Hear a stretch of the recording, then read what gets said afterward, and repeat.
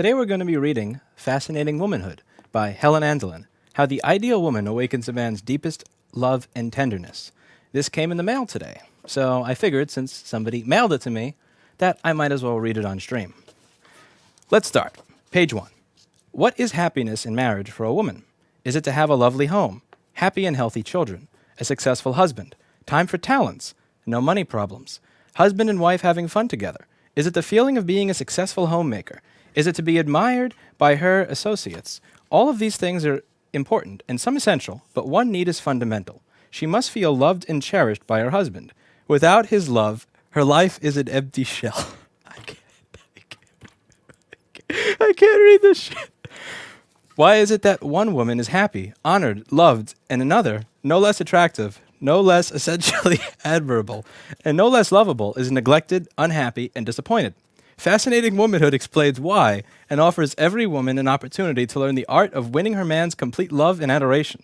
Fascinating Womanhood, a book of inspirational feminine secrets that can save your marriage and enrich your life.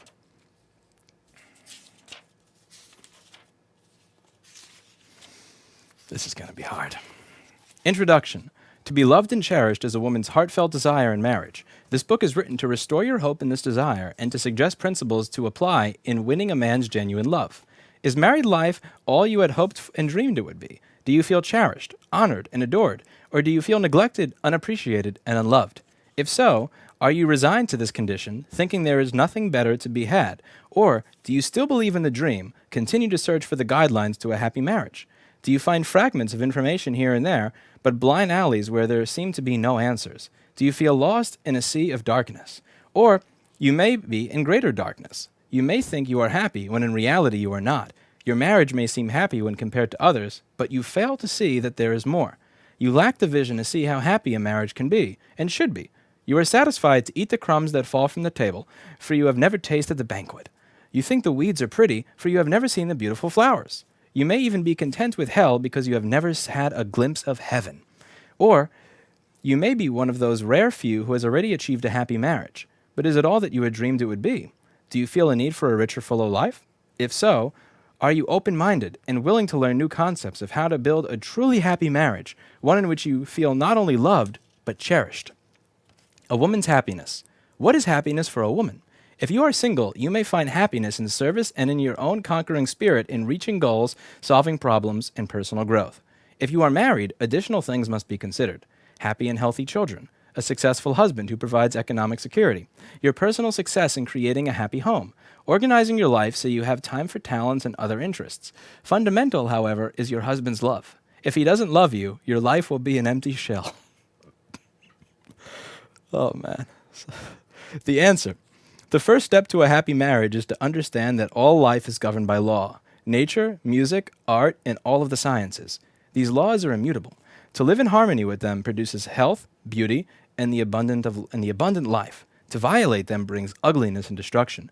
Just as unwavering are the laws of human relationships. These laws are in operation even though you may not understand them. You may be happy in marriage because you obey them, or you may be unhappy because you violate them without an awareness of the laws in operation. Through ignorance of the laws of married relationships, much unnecessary unhappiness exists. We find one woman happy, honored, and loved, and another no less attractive, no less admirable, no less lovable, neglected, unhappy, and disappointed. Why? This book explains why, for it teaches the laws she must obey if she is to be loved, honored, and adored. Oh man, somebody give this to Lauren Duca. Fascinating Womanhood. Fascinating Womanhood will teach you how to be happy in marriage. There are 3 essentials in reaching the goal. 1. Love. Since the cornerstone of a happy marriage is love, you will learn how to awaken your husband's love. These teachings apply no matter what your age or situation. Love is not limited to the young or the beautiful, but to those who have qualities that awaken it. If your husband doesn't love you, you are likely doing something to cool his affections or have lost something that awakens his love. You may have begun marriage lovingly, but romance is fading. Why? Could it be that you have changed? Take a good look. In most cases, a man stops loving a woman after marriage because she stops doing things which arouse his feelings. When you regain your charming ways, love can be rekindled. It's almost as if like Martin Shkreli wrote this book to troll Lauren Duca. Like that's when I read this, that's what I'm getting. But at one point, this was 100% serious. But when I read this again, I feel like this is like Martin Shkreli reading Lauren Duca a bedtime story on April Fool's Day. I'm going to try to continue. In winning your husband's love, it isn't necessary for him to know or do anything about it. This isn't to say that he doesn't make mistakes or need to improve, but when you correct your mistakes, you bring about a loving response in him. Frequently, his response is so remarkable that it exceeds your highest expectations. The art of awakening a man's love is not a difficult accomplishment for women because it is based on our natural instincts. However, in our highly civilized life, many of our natural instincts have become rusty due to lack of use. You need only awaken the traits which belong to you by nature. 2. Self-dignity. Essential to happiness in marriage is self-dignity. Does your husband ever speak to you harshly, criticize you unduly, treat you unfairly, neglect you, impose on you, or in any way mistreat you?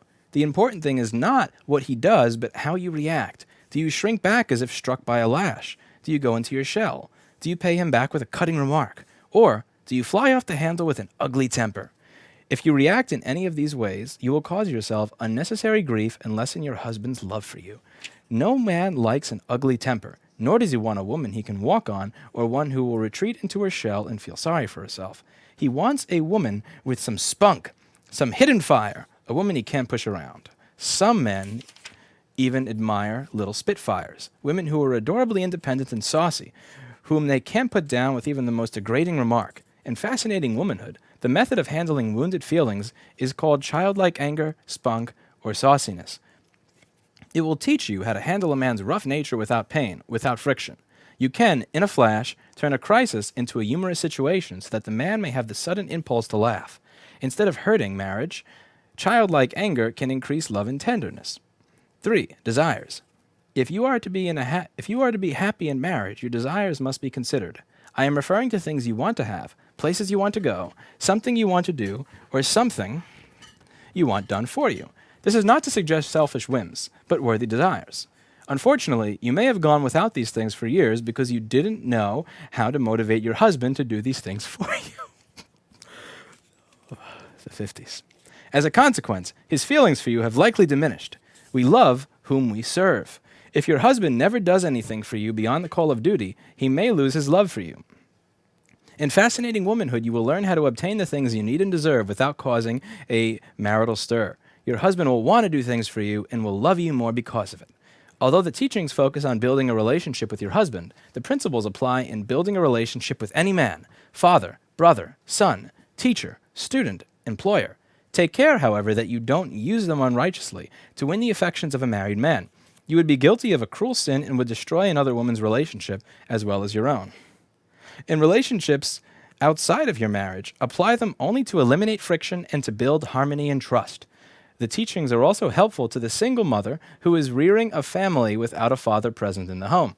She becomes the feminine image for her children to view, as essential to boys in developing their manliness as to girls in developing their womanliness. She should also teach them about masculinity by providing them with a male image to associate with: her father, a brother, or another male person. Within these pages, you will learn principles to follow if you are to be happy, loved, and cherished. This study centers around the ideal woman from a man's point of view, the kind of woman who awakens a man's deepest feelings of love. Within your reach is the possibility of a happy marriage. You can bring it about independent of any effort on the part of your husband. So, you hold the keys to your own happiness. In accomplishing this, you lose none of your dignity, influence, or freedom, but gain them, and it is only then that you can play your vital part in this world. The role of a woman, when played correctly, is fulfilling, fascinating, and full of intrigue.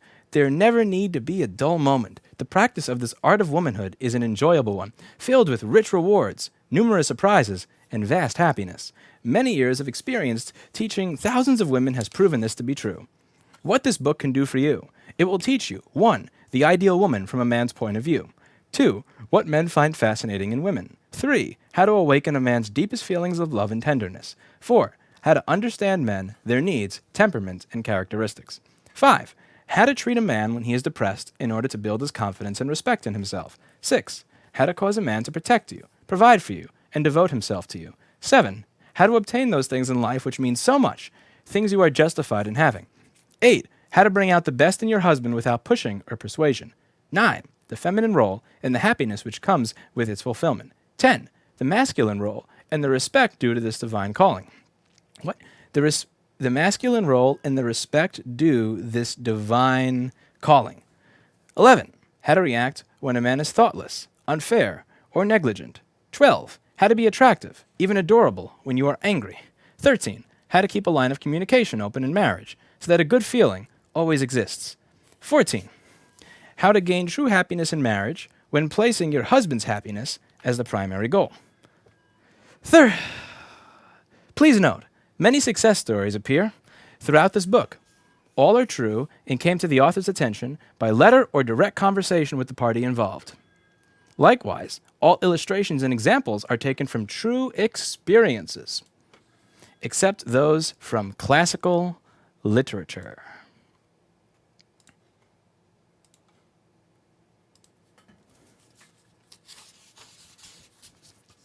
Chapter 1, Celestial Love. Celestial love is a term used in Fascinating Womanhood to represent the highest kind of tender love, a man feels for a woman or a woman feels for a man. It lifts love out of the mediocre and places it on a heavenly plane. It is the flowers rather than the weeds, the banquet rather than the crumbs. Does your husband feel this kind of love when he tells you he loves you, remembers your birthday, takes you to dinner, or is generous and kind? Not necessarily. These attentions are admirable, but not proof of real love. He may do or say these things out of a sense of duty, without any feeling of real love. Celestial love is not dutiful, but spontaneous, warm, and tender. When a man truly loves a woman, he experiences a deep feeling within. At times it can be intense, almost like pain. He may feel enchanted and fascinated, with a tender desire to protect and shelter the woman he loves from harm, danger, and difficulty. Then there is the deeper, more spiritual feeling, almost like worship. Even this cannot adequately describe the many-splendored thing called love. The following are vivid examples of man's true love of woman. John Alden and Priscilla. An illustration of celestial love is expressed in Longfellow's account of John Aden and Priscilla Mullins.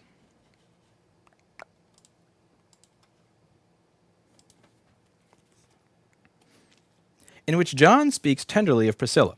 There is no land so sacred, no air so pure and wholesome as is the air she breathes and the soil that is pressed by her footsteps. Here for her sake I will stay, and like an invisible presence, hover around her forever, protecting, supporting her weakness. Victor Hugo's love. A tender, protective feeling of love is found in the words of Victor Hugo, written about Adele Foucher, the woman he loved in real life. Do I exist for my own personal happiness? No. My whole existence is devoted to her, even in spite of her. And by what right should I have dared to aspire to her love? What does it matter, so that it does not injure her happiness? My duty is to keep close to her steps, to surround her existence with mine, to serve her as a barrier against all dangers, to offer my head as a stepping stone, to place myself unceasingly. Why is the text faded here? This sucks. To place myself unceasingly between her and all sorrows, without claiming reward, without expecting recompense. Alas, if she only allow me to give my life to anticipating her every desire, all her caprices, if she but permit me to kiss with respect her adored footprints, what is this, printed in 1600? If she but consent to lean upon me at times amidst the difficulties of life. Woodrow Wilson. Probably one of the finest examples of true and enduring love is found in the love letters of President Woodrow Wilson, written to his wife Ellen. After being married for 17 years, he writes, "All that I am, all that has come to me in life, I owe to you. I could not be what I am if I did not take such serene happiness from my union with you. You are the spring of content, and so long as I have you, and you two are happy, nothing but good and power can come to me." My income... This is so faded. Nothing but good and power can come to me. My incomparable little wife. May God bless and keep you. And after being married for 28 years, he writes from the White House, "I adore you. No president but myself ever had exactly the right sort of wife. I am certainly the most..." Fine printing again. "Fortunate man alive." And in another letter, "I can think of nothing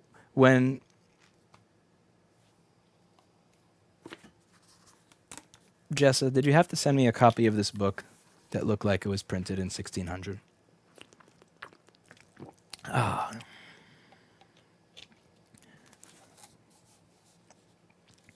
And in another letter, I can think of nothing while I write but only you.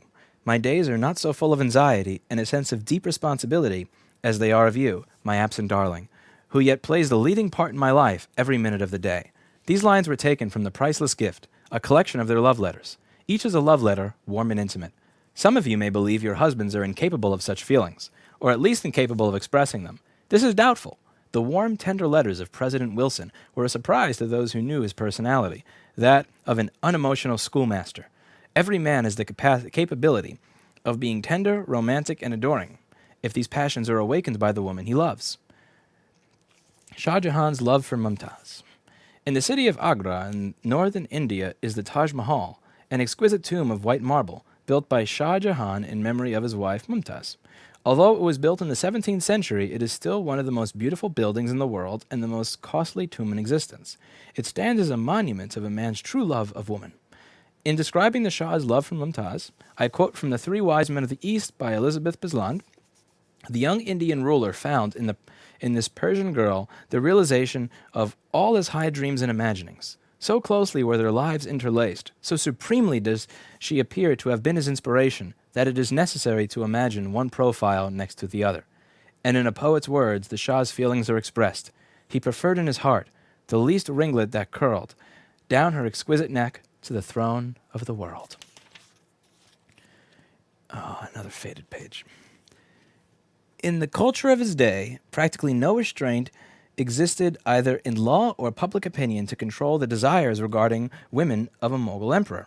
He was absolutely free to take women where he would and use them as he willed. Yet never is there evidence that Shah Jahan gave his wife a rival. He had 2 other wives, but these were political marriages, not love matches. The Shah also built for his wife a magnificent palace of white marble, probably the most perfect dwelling place in the world at that time. It was exquisite, with light passing through delicate carvings of marble, almost like lace, and superb mosaics of birds and flowers and precious stones. Here, indeed, the emperor created a work of art in making a home for his beloved, and above the rich columns holding up the ceiling in beautiful Persian script in pure gold is this famous inscription: "If there is heaven on earth, it is this, it is this, it is this." Just to be clear, it's not this. It's just from the book. Mumtaz died at the birth of their 14th child. Holy shit. That's not a typo. 14th child? Fuck. From an old Persian manuscript is the following account. When the emperor learned that she was to die, he wept bitterly because of the great love that he bore her, and one would have said that the stars fell in heaven and the rain upon the earth. Such lamentation arose in the palace that one would have said the day of judgment had arrived. The emperor, weeping and striking his breast, repeated the words of the poet Sadi: "God will not rest in the hands of the prodigal, nor patience in the heart of a lover, more than water in a sieve." But grief stirred his genius to its supreme accomplishment. He resolved that upon the grave of his beloved should be laid love's perfect crown. The great buildings of the world have been monuments of the pomp and pride of kings, or temples to gods, or records of rich and haughty cities. But he, in the beauty of white marble, for the first time gave utterance to man's true love of woman, not physical desire, but the mating of spirit with spirit. No pains were spared to bring perfection. No pains were spared to bring to perfection the last dwelling place of his beloved queen. 20,000 laborers toiled upon it for 17 years. And take note of this thought. Mumtaz was of a culture where women were subservient, dependent, and kept their place in the feminine world. It was not a culture where women were dominated, demanded, and tried to be equal with men. And yet she gained what every true woman seeks: respect, honor, and the devoted love of her husband. Shah Jahan gave to her the greatest token of love a man has ever given to a woman in the Taj Mahal. We may ask ourselves, are we worthy of such love and devotion from our husband? Where is our Taj Mahal? Is it selfish? Don't think it is selfish to want to be loved with great tenderness and devotion. Your husband's love for you will be a source of great joy to him, and he will be more of a man because of it. It will provide him with greater incentive to succeed in life, giving him something to work for, to live for, and if necessary, to die for. Awakening your husband's love helps him find greater happiness and fulfillment. When you don't, you rob him of one of his finer joys. Benefits come to you also. Your husband's love will be the center of your happiness. You can more adequately devote yourself to your family and affairs of your household. Love will improve your health and emotions, will make you blossom and feel queenly.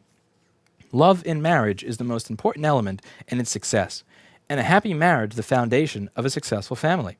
There is no way man and woman can create a truly successful home without a happy marriage based on a true and abiding love for each other. Love, then, becomes not only the fulfillment of a desire, but a responsibility. When the marriage is happy, we have happy children who can develop normally and be prepared for the life ahead. The happy home becomes a worthy contribution to the well-being of society, bringing peace to the world rather than the discord that arises from lack of love. Your love for him. For a truly celestial love to exist, you should love your husband as much as he loves you. Since we study only the principles which awaken the husband's love for his wife, how is your love for him to deepen? The common answer is, he must do something about it by being a better man. Although it is undeniably true that your husband's initiative to improve himself would increase your love for him, the miracle of fascinating womanhood is this. 1. When you apply these teachings, you gain a greater understanding and appreciation for him. Learn to see his finer side, and therefore learn to love him more. 2. By living the principles of fascinating womanhood, you become a better woman with a more loving nature. You will have the capacity to love him more. 3. As you help him gain confidence and respect in himself and create a happier marriage and family life, he will have more incentive to make something worthwhile of his life. He will become a better man, one you can love more easily, more completely. Celestial love is what every woman has longed for since the world began. Even in childhood, little girls have tender dreams of romance, in which they are the beautiful princess sought after by the handsome prince. Snow White and Cinderella are favorites of little girls. During youth, uppermost in a young girl's mind is finding a man who will love and cherish her. This tender love has long been the theme of great operas, novels, and songs. Romantic love, one of the most moving forces in life, rightfully deserves our study and consideration. As we conclude this chapter, you may ask, what can I do to inspire celestial love in my husband? To know, we must learn the principles which awaken a man's love. We must study the ideal woman from a man's point of view, the kind that awakens emotions of worship, adoration, and love. 2.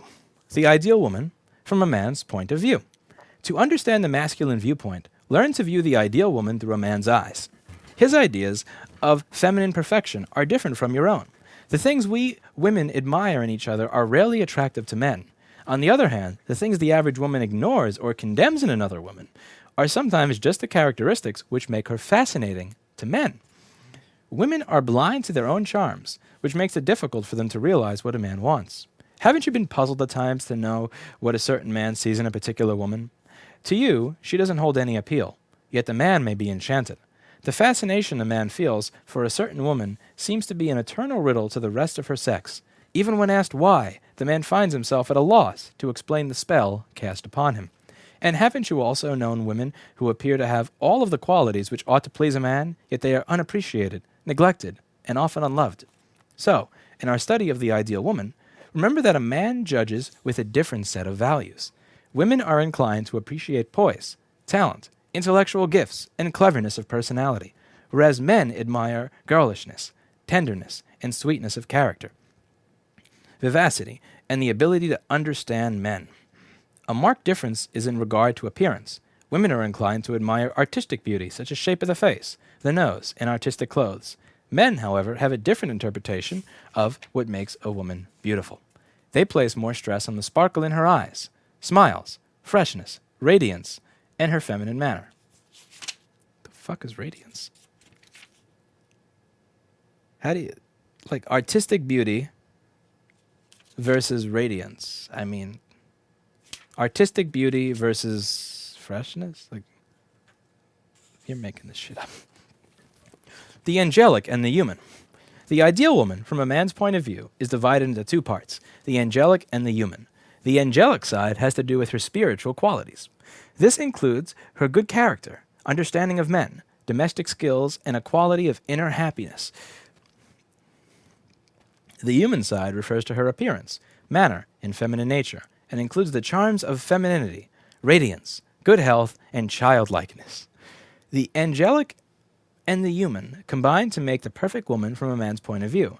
They are both essential in winning his genuine love. These two distinct qualities awaken different feelings in a man.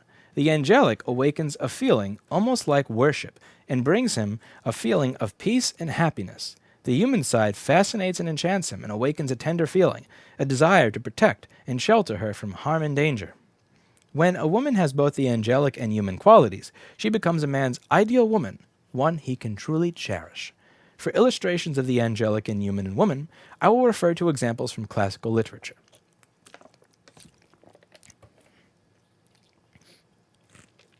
Although these women are from fiction, they are as reliable as living examples. This is because skilled authors always draw their characters from people they knew or observed in real life.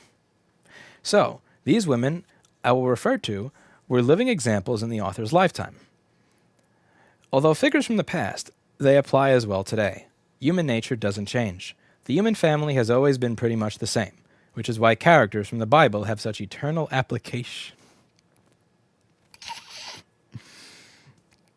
Let us now turn to these examples from classical literature for a view of the angelic and human in woman.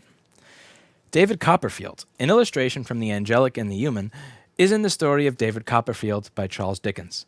Our ideal, however, is not represented by one woman, but by two, Agnes and Dora.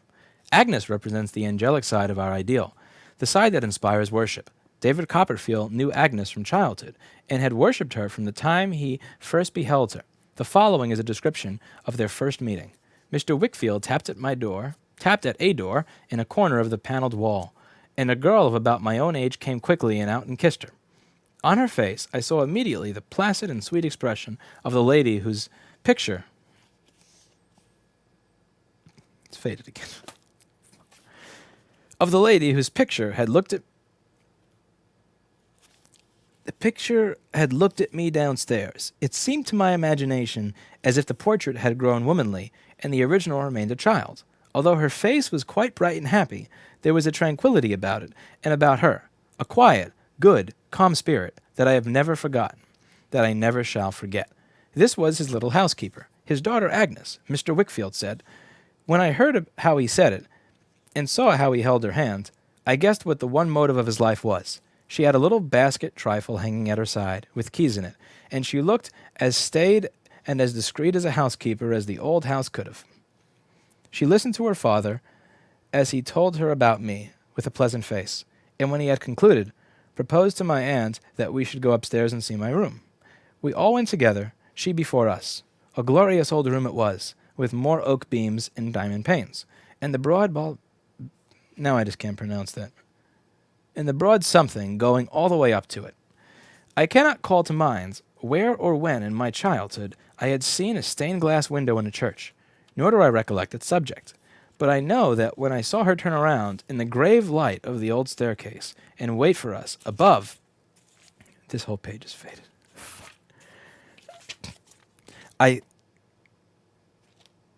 Should I just get an ebook? I thought of that window, and I associated something of its tranquil brightness with Agnes Wickfield ever afterwards. David and Agnes became the closest of friends. She gave him comfort, understanding, true sympathy, and comradeship. As if, he writes, in love, joy, sorrow, hope, or disappointment, in all emotions, my heart turned naturally there and found its refuge and best friend. Agnes always had a sacred and peaceful influence on David.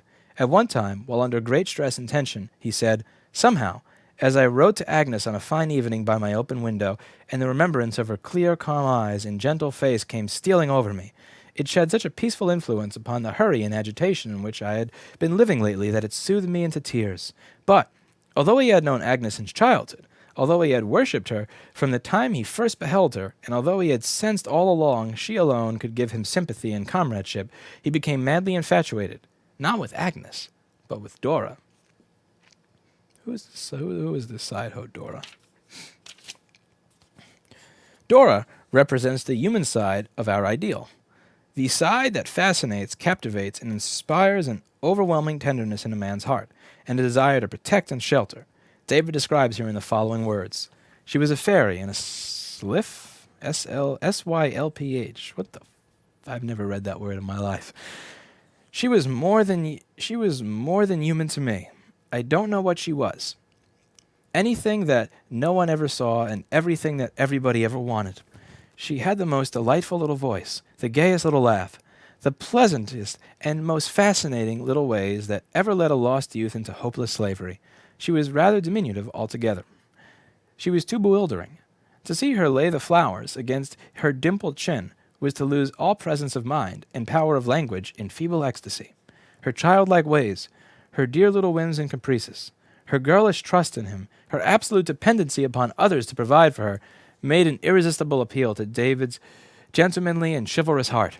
She fascinated him, for he writes, I could only sit down before the fire, biting the key of my carpet-bag, and think of the captivating, girlish, bright-eyed, lovely Dora. What a form she had! What a face she had! What a graceful, variable, enchanting manner! Married to Dora, David turned to Agnes. What a douche. Yet, even when such feelings toward Dora were at their highest, he missed the comfort, understanding, appreciation, and sacred influences of Agnes. Dora, he tells Agnes, is rather difficult to, I would for not the world say, to rely upon, because she is the soul of purity and truth, but rather difficult too. I hardly know how to express it. Whenever I have not had you, Agnes, to advise and approve in the beginning, I have seemed to go wild and to get into all sorts of difficulty. When I have to come to you, at last, as I have always done, I have come to peace and happiness. Dora's homemaking. In marriage, Dora also failed as a homemaker. I could not have wished for a prettier little wife at the opposite end of the table, but I certainly could have wished when we sat down for a little more room.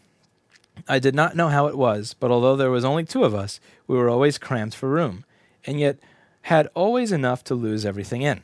I suspect it could have been because nothing had a place of its own.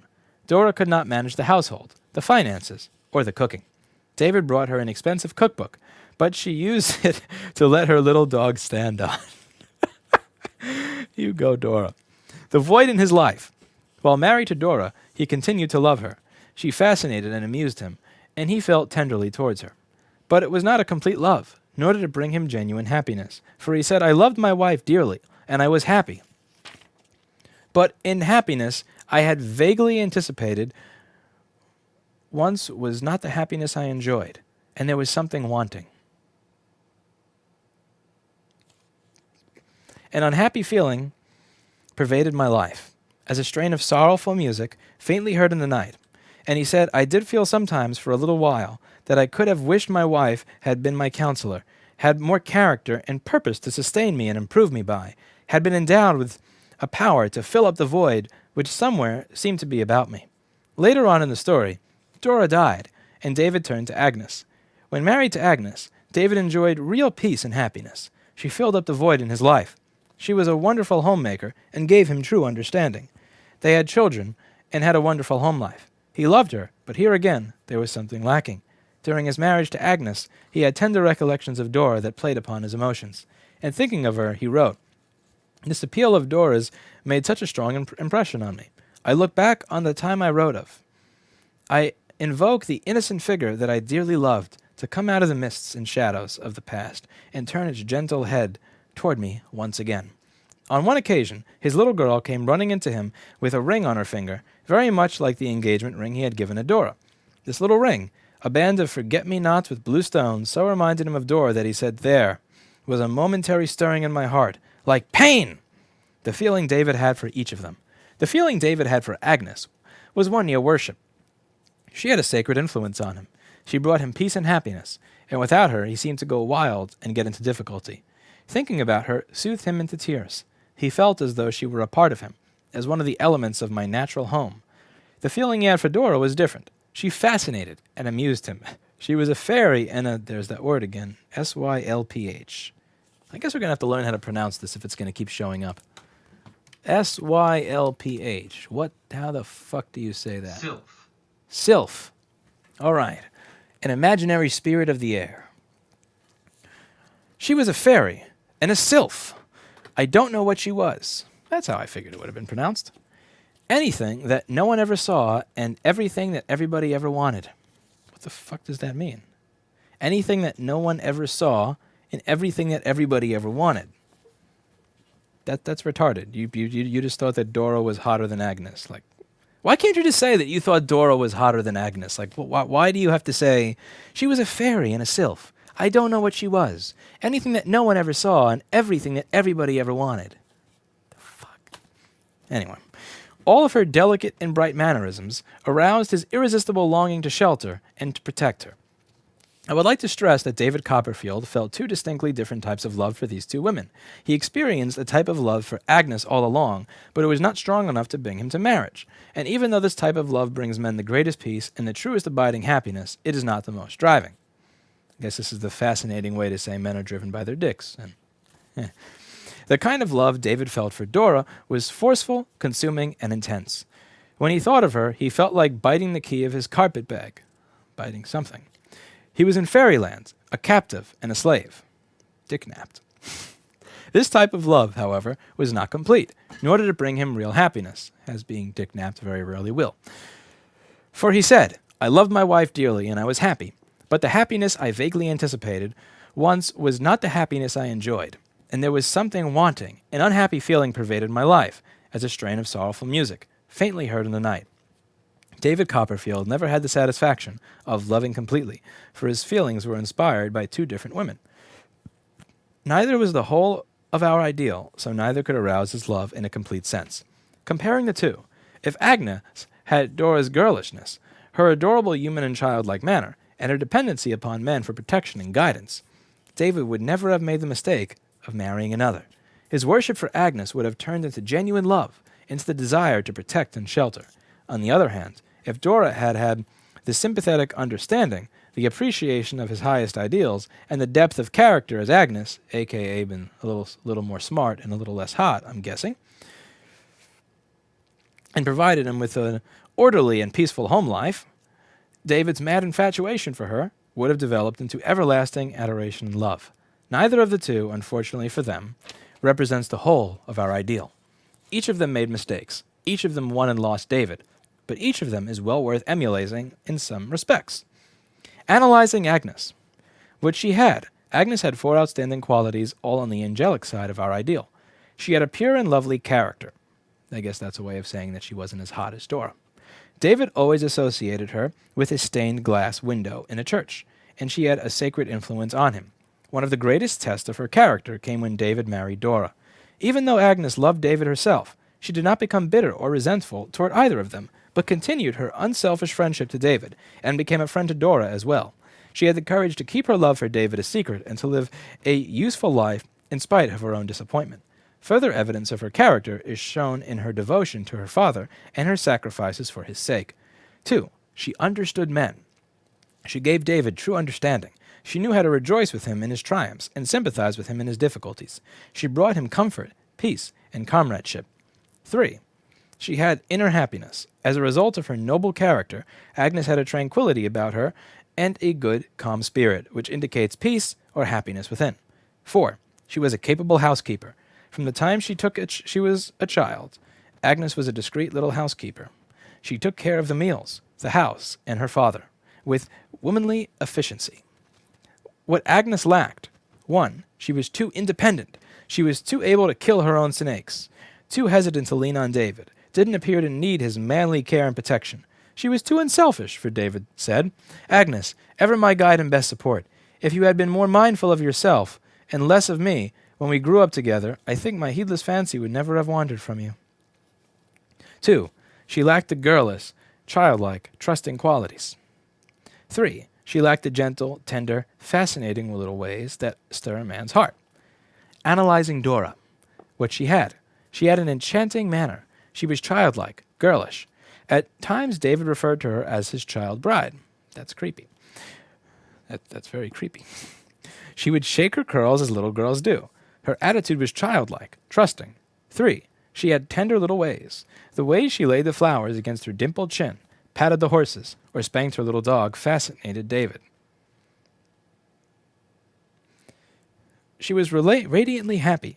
She had a gay little laugh, a delightful little voice, and the pleasantest little ways. 5. She was bright-eyed. 6. She was dependent. She was helplessly in need of masculine protection and guidance. She had a girlish trust in David. What Dora lacked: 1. She was a poor homemaker. She could not keep house, cook, manage the household, or manage expenses. 2. She lacked character. Dora was good, pure, and kind, but inclined to be self-centered. David said, I wished my wife had more character and purpose to sustain me. She was too absorbed in her own little problems, cares, whims, and not conscious enough of a man's needs. And not conscious enough of a man's needs. I guess he wasn't spanking his little dog as often as he would have liked. 3. She did not understand men. This was her greatest lack. She did not have the insight, sympathy, understanding, appreciation, or intellectual interest to be a good companion. For he wrote, it would have been better if my wife could have helped me more and shared my many thoughts, in which I had no partner.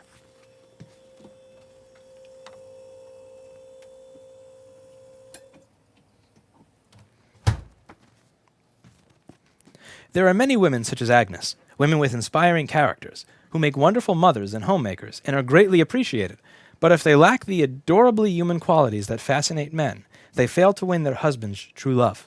On the other hand, there are women such as Dora, women who are adorable and childlike, but if they are too self-centered to notice a man's needs or to be good mothers and homemakers, they win only a part of their husband's love.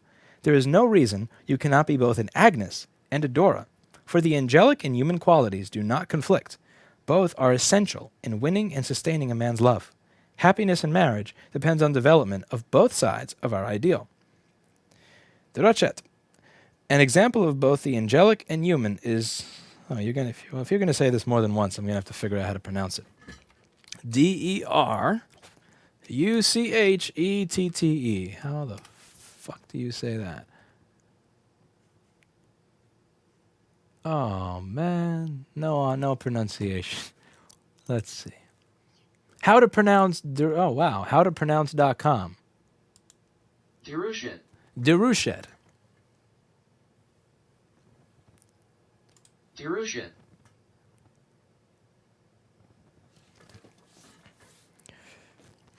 Deruchette. An example of both the angelic and human is Deruchette, heroine of the novel Toilers of the Sea by Victor Hugo. Her presence lights the home. Her approach is like a cheerful warmth. She passes by and we are content. She stays a while and we are happy. Is it not a thing of divine to have a smile which none know how has the power to lighten the weight of that enormous chain that all the living in common drag behind them? Deruchette possessed this smile. We may say that this smile was Deruchette herself. Deruchette had at times an air of bewitching languor and a certain mischief in the eye, which were altogether involuntary. Sweetness and goodness resigned throughout her person. Her occupation was only to live her daily life. Sounds like welfare. Her accomplishments were the knowledge of a few songs. Sonny, you have to buy something to use my bathroom. Sonny, you want to buy a book?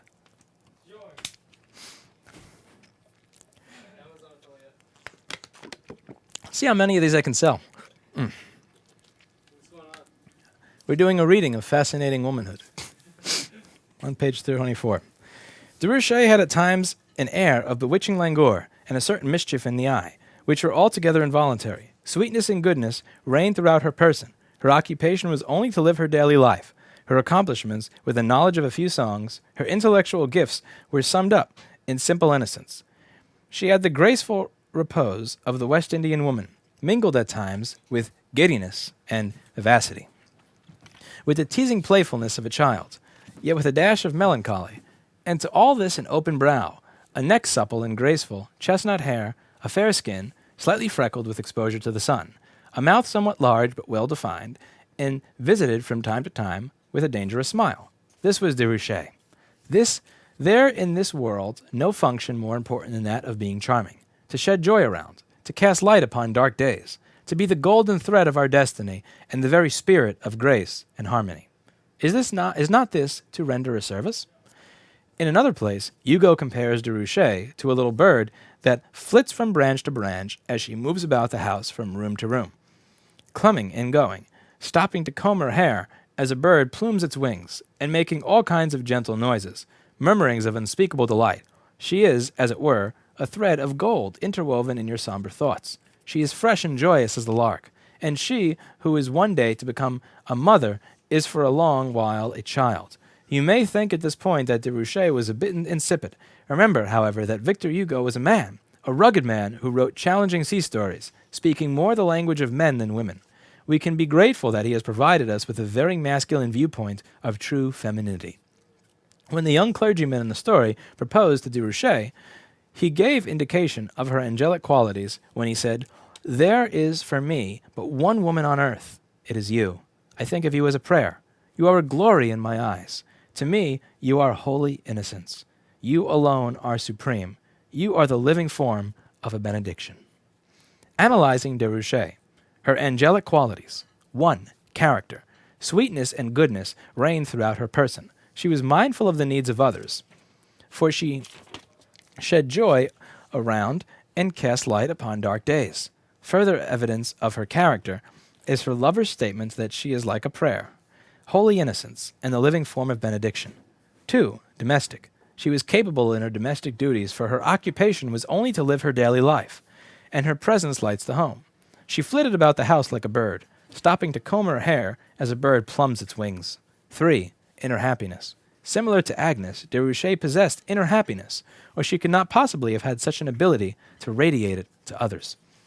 Her human qualities. Childlikeness. Like Dora, Déruchette had childlike ways. She who is one day to be a mother is for a long while a child. She had certain mischief in the eye, and at times giddiness, vivacity, and the teasing playfulness of a child. Changefulness. Déruchette was not at all times the same. Sometimes she was radiantly happy and full of giddiness and vivacity. At other times she had an air of bewitching languor. Although she was sweet and good, at times she had a certain mischief in the eye. Sometimes she was full of teasing playfulness, and at other times a dash of melancholy. Changefulness is also a childlike quality. 3. Fresh appearance. She is fresh and joyous as the lark. Fresh and joyous as the lark. I guess that's the 1700s way of saying she was hot. Gentleness. Her gentle qualities are described in her voice. She makes all kinds of gentle noises, murmurings of unspeakable delight. 5. Radiates happiness. Her most notable quality was her ability to radiate happiness. This was a part of her character, manner, and actions. She is fresh and joyous as the lark, aka hot. She sheds joy around. She casts light upon dark days. Her presence lights the home. Her approach is like a cheerful warmth. She passes by, and we are content. She stays a while, and we are happy. She has a smile which has the power to lighten the weight of that enormous chain which all the living in common drag behind them. A dangerous smile, which was Déruchette herself. At times, she has giddiness and vivacity. 6. Grace. Not mentioned before, but similar to gentleness and tenderness, is grace. Déruchette was the very spirit of grace and harmony, and had the graceful repose of the West Indian woman. Her neck was supple and graceful. Amelia. Another example of both the angelic and the human is Amelia, from the novel Vanity Fair by William Thackeray. He describes Amelia as a kind, fresh, smiling, tender, little domestic goddess whom men are inclined to worship. A few pages further, he calls her poor little tender heart. In another place, he attributes to her a kind, smiling, tender, generous heart of her own. He admits that others might not consider her beautiful. Indeed, I am afraid that her nose was rather short than otherwise, and her cheeks a good deal too round for a heroine.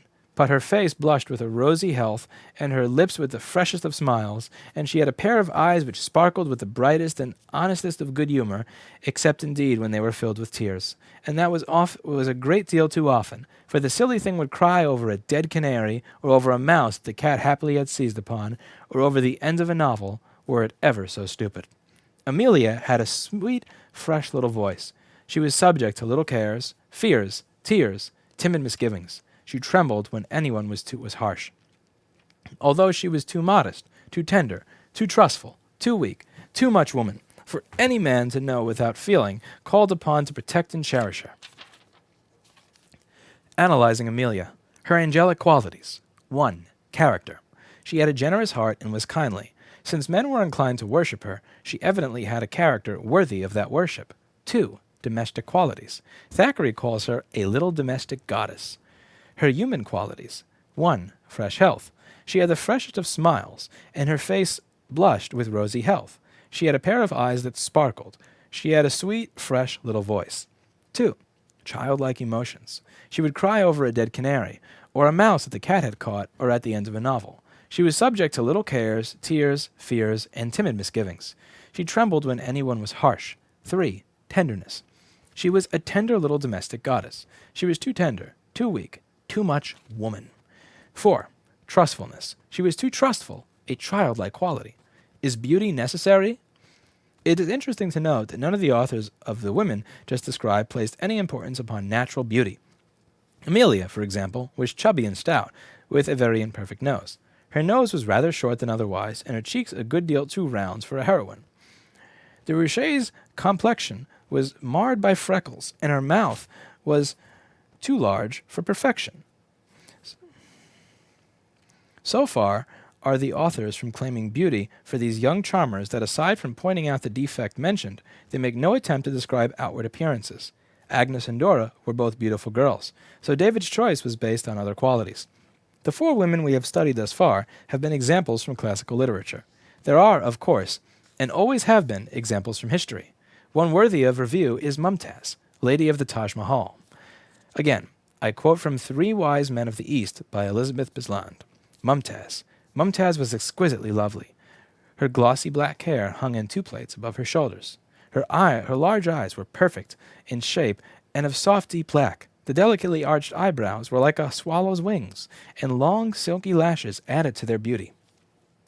Her velvety skin was fair as a lily. In addition to her uncommon external beauty, she had the following qualities. She had a pure, simple, and generous mind. She was amiable in nature, and affable. She had indomitable patience, which would not give way under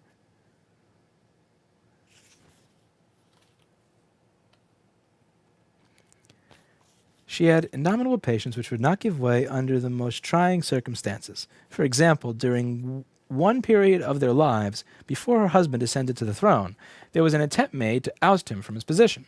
Chased by the imperial army, he had to move from place to place for shelter.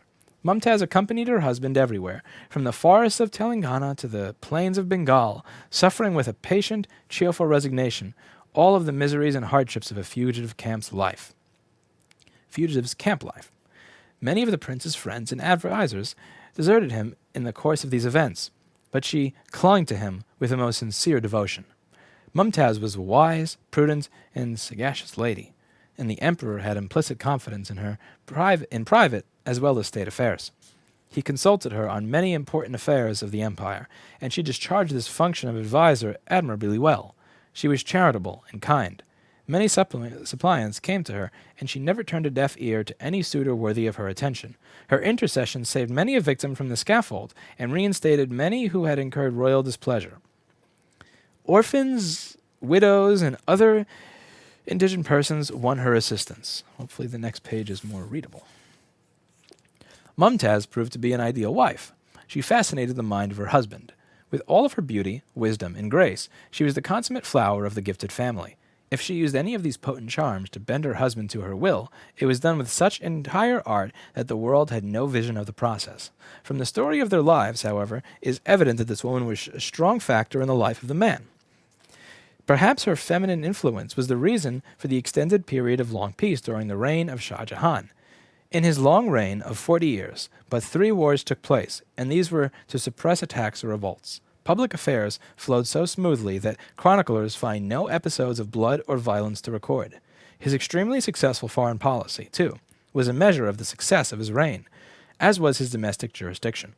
In historic records, only by interference do we have the suggestions that Mumtaz helped to shape the life of Shah Jahan, but it must be supposed that she affected his life profoundly.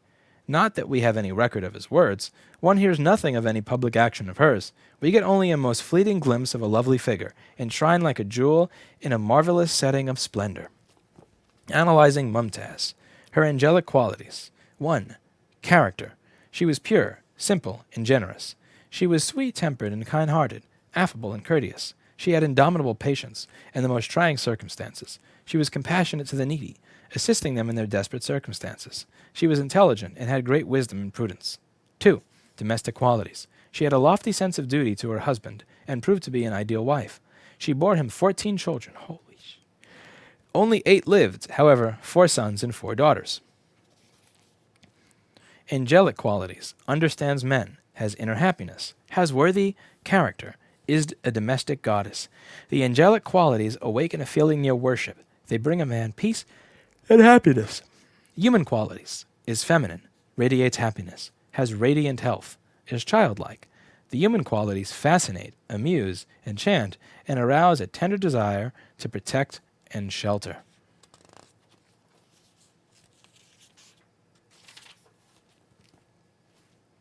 Her human qualities. She was feminine. She had a profound influence on her husband's life, but it was done with a subtle feminine art. She played her submissive role admirably. 2. Radiance. There was a cheerfulness about her in spite of trying circumstances. 3. Fascinating. She fascinated the mind of her husband. We can find other examples from history of women who had angelic and human qualities. Cleopatra's charms changed the course of history. Helen of Troy was so treasured she caused a major war. Ellen Wilson, the wife of the president, is worthy of intensive study. Biographies and libraries are sources of examples. As for living examples of well-known women, intimate descriptions of their charms are scarce. Tradition seems to be that one must die before virtues are revealed. Only recently have the love letters of Woodrow and Ellen Wilson been made public. What about unknown women? Yes, once in a while in everyday life we see a shining example of the angelic and the human. Be alert for such examples. Remember, they will not necessarily be the idol of women, but of men. In their circle of women friends, they are more likely the object of scorn. But observe such women carefully. There is much to learn from them. As we conclude our study of the angelic and the human, I will combine these appealing qualities into one whole, the total woman. The previous page shows a diagram of the ideal woman, with essential qualities men find appealing. Although she is divided, think of her as one. Together, they form the ultimate in feminine charm. You may wonder how you can know if these teachings are true, if these are indeed the qualities that a man finds fascinating, and if they will for certain awaken his tender feelings of love. Experience with thousands of women has proven these teachings to be true. Results have been unbelievable. Huge! Couldn't help myself. Women who have thought they were happy have found a new kind of romantic love. Women who have felt neglected and unloved have seen their marriages blossom into love and tenderness, and women who have all but despaired over their situations have found the same happy results. Time and experience have proved that whenever these principles are applied, women have been loved, honored, adored, and marriages flourish, and homes are made happier, as in the following testimonials. Earth-shaking results. I have always been happily married, 14 years, and have been a marvelous husband. So, as I read Fascinating Womanhood, I was thinking how this could help Jill or Marcia. Then it seemed so easy and like magic that I thought I'd best put it to work. Well, let me tell you, I could hardly believe the response. I thought perhaps 2 areas were overstated a bit, so I tried them. And my husband reacted exactly as you said he would. I stand back, amazed at the simplicity of Fascinating Womanhood. Yet the profound truths are nothing short of earth-shaking. Needless to say, it is hard to be quiet about something that can change marriages into happy, loving units with 2 partners working together, rather than opposing each other. The very same week I read Fascinating Womanhood, 3 women came to me saying they were ready to walk out on their husbands, that they'd had it. Now I had some concrete help to give them. I know that you'll believe me when I say that one of the gals 3 weeks later farmed out her 3 children, and she and her husband went on a week's honeymoon. Farmed out her children? What? That's not good. That sounds freakish. The second realized she was guilty of self-righteousness, and 2 weeks later there was giggling back in the home. The third gal wouldn't try one thing, and her marriage is still on the rocks. Trapped. I want to thank you for Fascinating Womanhood. It helped me find my husband's real love for me. The one thing I have wanted him to do is to wear his wedding ring. He said he hated it, and he couldn't keep it on because it made him feel trapped. I would find it on tables and dressers, everywhere but on his finger. He knew how badly I wanted him to wear it, but he still refused. So the next time I found it, I put it away. One day, my lovely friend and landlady gave me Fascinating Womanhood, and I started to practice it in my life. One evening, about 2 months later, we were getting ready for a party when he asked me for his ring. My heart pounded until it hurt while I was getting it and putting it on his finger. He held up his hand and turned it back and forth admiringly. It is a year now, and he has not taken it off. Our love seems to grow stronger every day, and I, without a doubt, consider you one of my dearest friends, and I thank you with all my heart. Doctor's advice. Every woman... Doctor's advice? Doctor's advice. Please tell me it's like somebody with the last name Doctor. Every woman should read Fascinating Womanhood. I personally wish I had read it years ago. It would have spared my family a lot of pain and heartache. I was on the verge of divorce. I have loved my husband for years, but never knew how to let him know. Last summer, we really began to have problems, and I was desperate. I didn't know where to turn, and he refused to discuss anything with me. My doctor suggested I buy Fascinating Womanhood, and I'll be thankful forever that I did. My husband told me that he has always loved me, but has a deeper feeling for me now than he ever has had. Our marriage blossomed. I'm sure you've heard a million success stories, but I'll tell you one anyway. I thank God every day for the knowledge of Fascinating Womanhood. My pastoral leader in my church gave it to me, and ever since I've begun reading it, our marriage has blossomed. I bought the book for each of my 8 sisters. How many people have 8 kids? I don't know, it's hard to buy this. And even though some aren't married, it helps them learn a lot about men and understanding them, about the woman's role and their femininity. Most of the mistakes I made in the past I was unaware of, but each one drove my husband further from me. Now he treats me even better than when we dated and calls me by many endearing names and opens doors for me. Again, and calls me twice a day from work. The list goes on and on. I know now that we have what it takes to make a Christian marriage. I was a different person. My husband was drinking heavily, away from home almost every night, hardly speaking to me, and I believe he was seeing other women. He told me I might as well leave because he didn't need me. One night he locked me out of the house, and he told me to come by in the morning for my clothes. When I did, he had my bag packed, met me at the door, and told me he would think about letting me see our 6-year-old daughter. Later that day, he called me from work and said he wanted me to talk to someone. Then he put some girl on the phone. This kind of thing went on until I became desperate. I was ready to leave him when someone told me about Fascinating Womanhood. I thought they were crazy. No book would change my husband, I was sure. After some suffering, I sat down and read it, and when I did, I got so excited. I started the very next day, and within weeks there was a dramatic change in him and in our marriage. He started staying home, taking me out, buying me things, and his drinking almost completely stopped. But the most important change was that he started talking to me again, sharing things with me. We even went walking in the snow one day with his arm around me. I could go on, but the thing I would like to mention is this. He told me that I was suddenly a different person, that something had happened to change me. Our little girl is a different person now, too. She had become so withdrawn and nervous that I had suspected she has an ulcer. Now she is happy and outgoing, and her father spends time with her. These testimonials are evidence of the success of Fascinating Womanhood, but an even more convincing way to find out if these teachings are true is to apply them in your own life. Acquire some of the qualities given in this chapter, and see for yourself the loving response in your husband. Study the forthcoming chapters. Apply the assignments, and observe your husband's reaction. During this time, it is best if you don't inform your husband on the subject.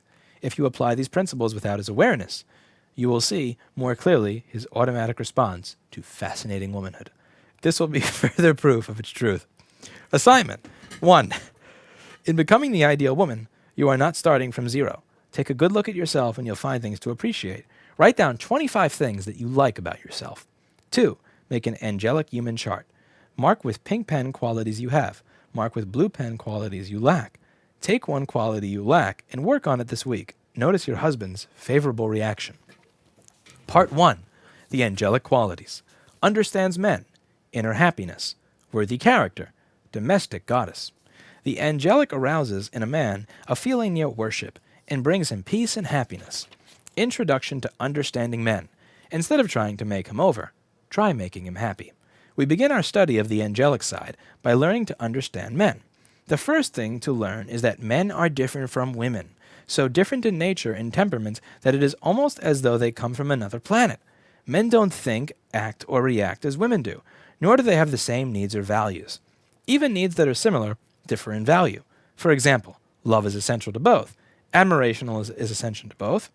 But love is more important to a woman, and admiration is more important to a man.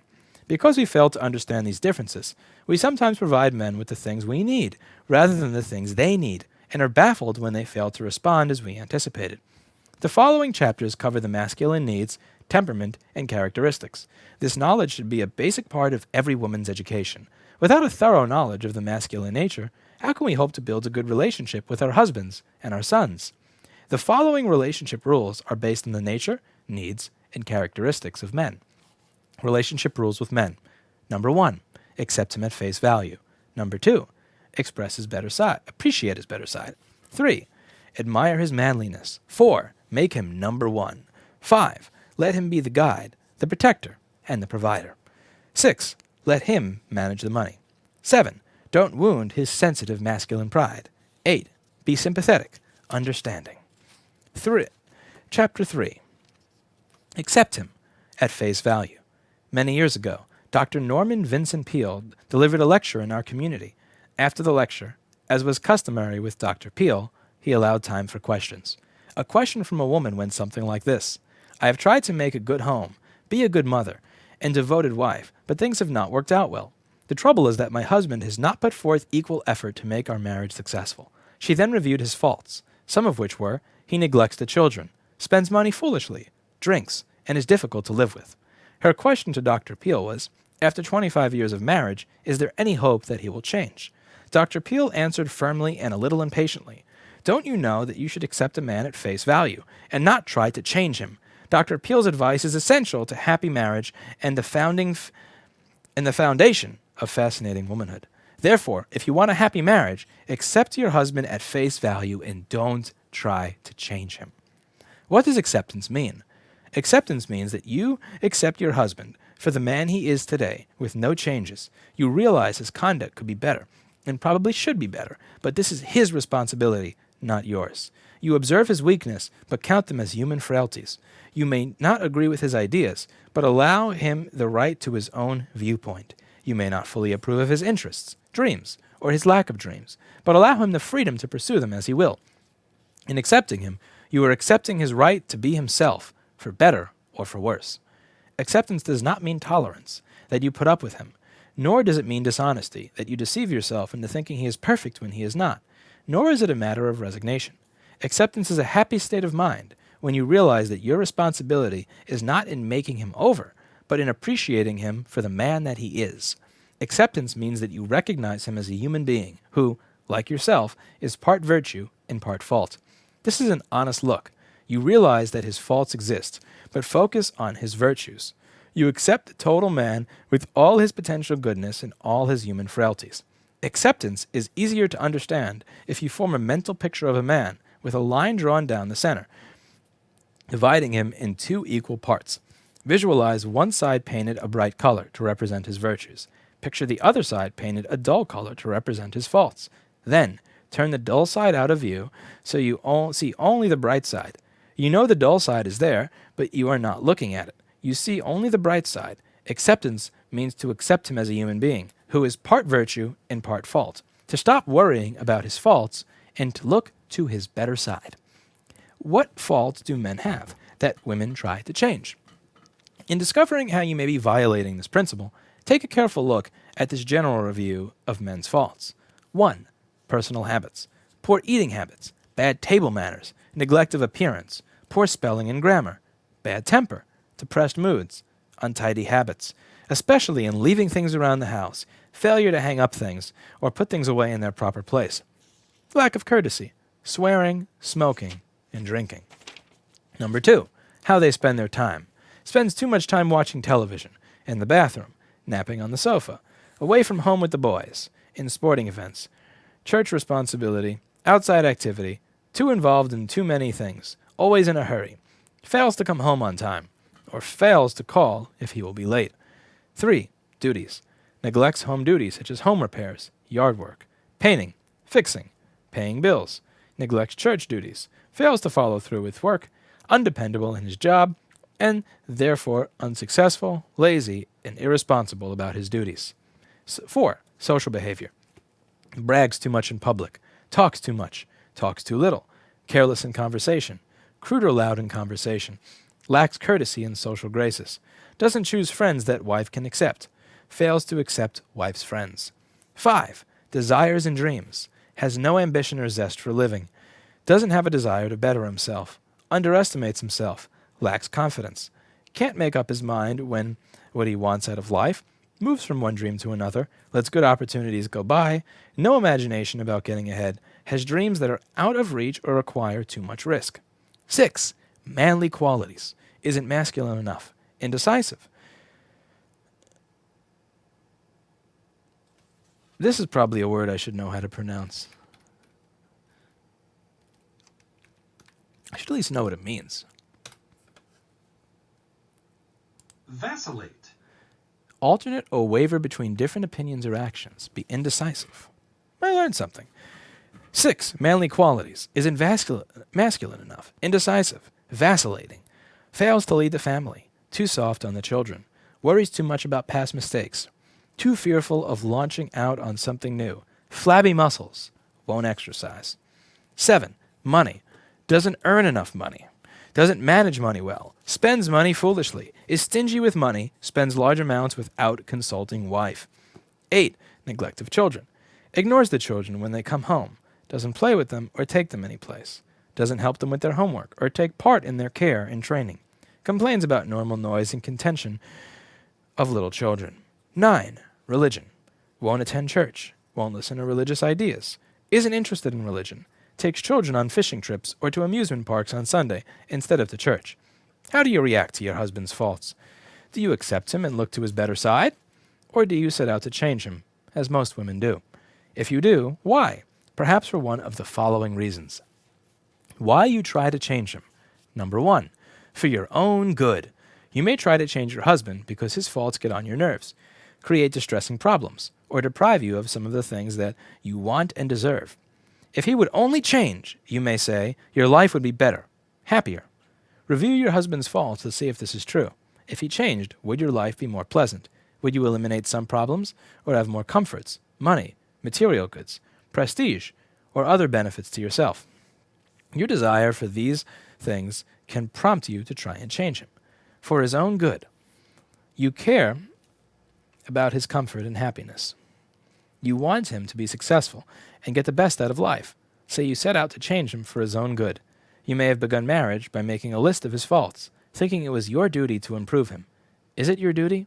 Are you responsible for making your husband into the man he ought to be? In answer, if a man is blind to his faults, and this blindness causes him to get into difficulty or fail to reach success, you should wake him up, as I will explain later in this chapter. But once he realizes his faults, if he chooses to continue, don't persist in the matter. Accept him as he is. It is not your duty to push him to success. But, you may say, my husband's faults are robbing him of happiness, and therefore I must change him so he can be happy. This seems like a worthy aim, so why not? The following explains why you should not try to change him. Number 1, creates discord. Even though you set out to remake your husband with the best of intentions, it can create problems with serious consequences. No matter how carefully worded your suggestion, he will likely respond with resistance, resentments, and even anger. If you pressure him to change, you can awaken the monster in him and enrage his feelings. This can lead to conflict and serious arguments. In turn, you may respond with frustration and even tears, asking yourself, what did I do wrong? Why did my husband react so violently? Children, too, suffer when they sense discord between their parents. Another problem is in regard to his feeling of security. Excuse me. Another problem is in regard to his feeling of security. A man expects his wife to be the one secure haven where he can relax, be himself, and feel secure. The realization that you are dissatisfied with him threatens his feeling of security. Just as... it's just a bum. Now, where was I? The realization that you are dissatisfied with him threatens his feeling of security, just as you would feel insecure if you felt he didn't love you. This can unhinge him, destroying hope and incentive to strive. With the resentments, angry feelings, conflict, arguments, frustrations, discord, and threat to a man's security, is trying to change your husband really worth it? Does what you hope to accomplish in improving him compensate for the discord in your home and the damage to your relationship? Which is more important to your children, to yourself, and your husband? Isn't love and harmony in marriage of greater value? 2. Cools. I'm sorry, this is hard. 2. Cools his.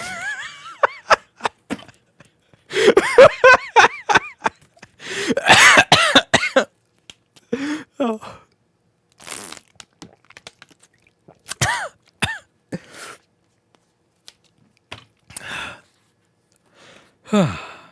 2. Cools his feelings. Any attempt to change your husband can dampen his feelings for you. No, I can't do it. I can't do it. I'm going to make it through the rest of this.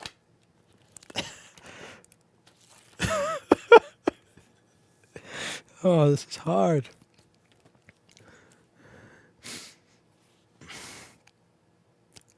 Two, cools his feelings.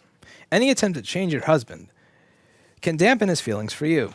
Even only an implication that he doesn't measure up to your standards can cool his attitude. Your open suggestion that he needs to improve can lead to his rejection of you. This can be the beginning of a break in communication, which can last for hours or even days. He may avoid the situation by spending a great amount of time away from home with his friends or other interests or pursuits. Not only can love be cooled, in some cases it can be destroyed.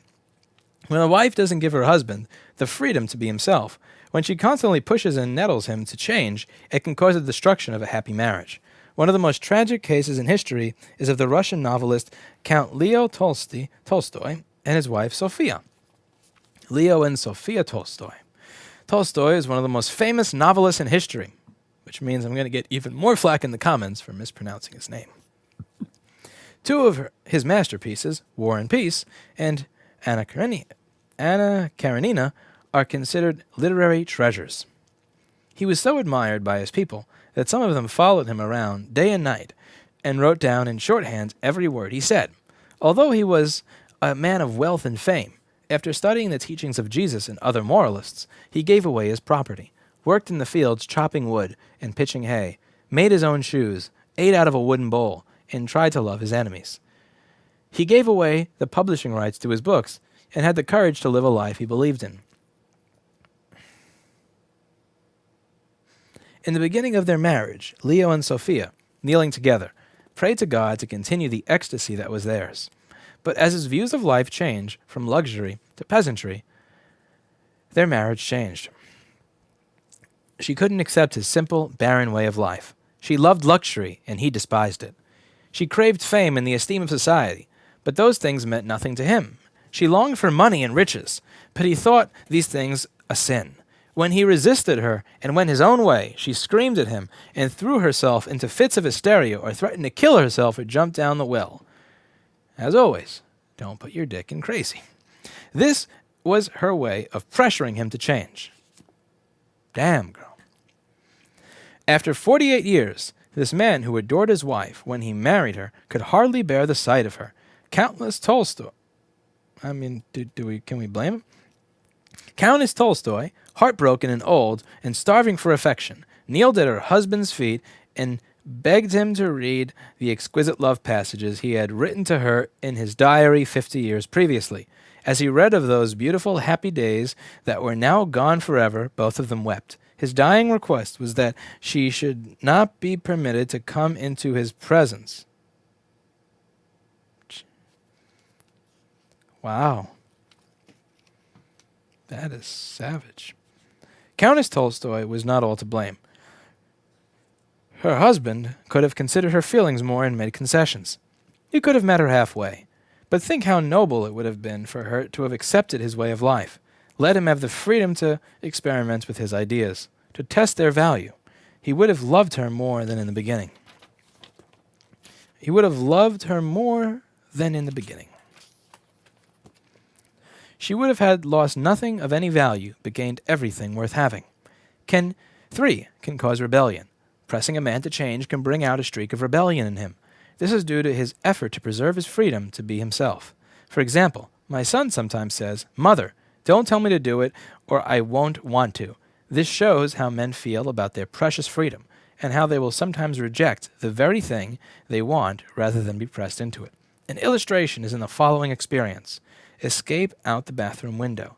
A woman who was devoted to her religion tried to persuade her husband to investigate her church.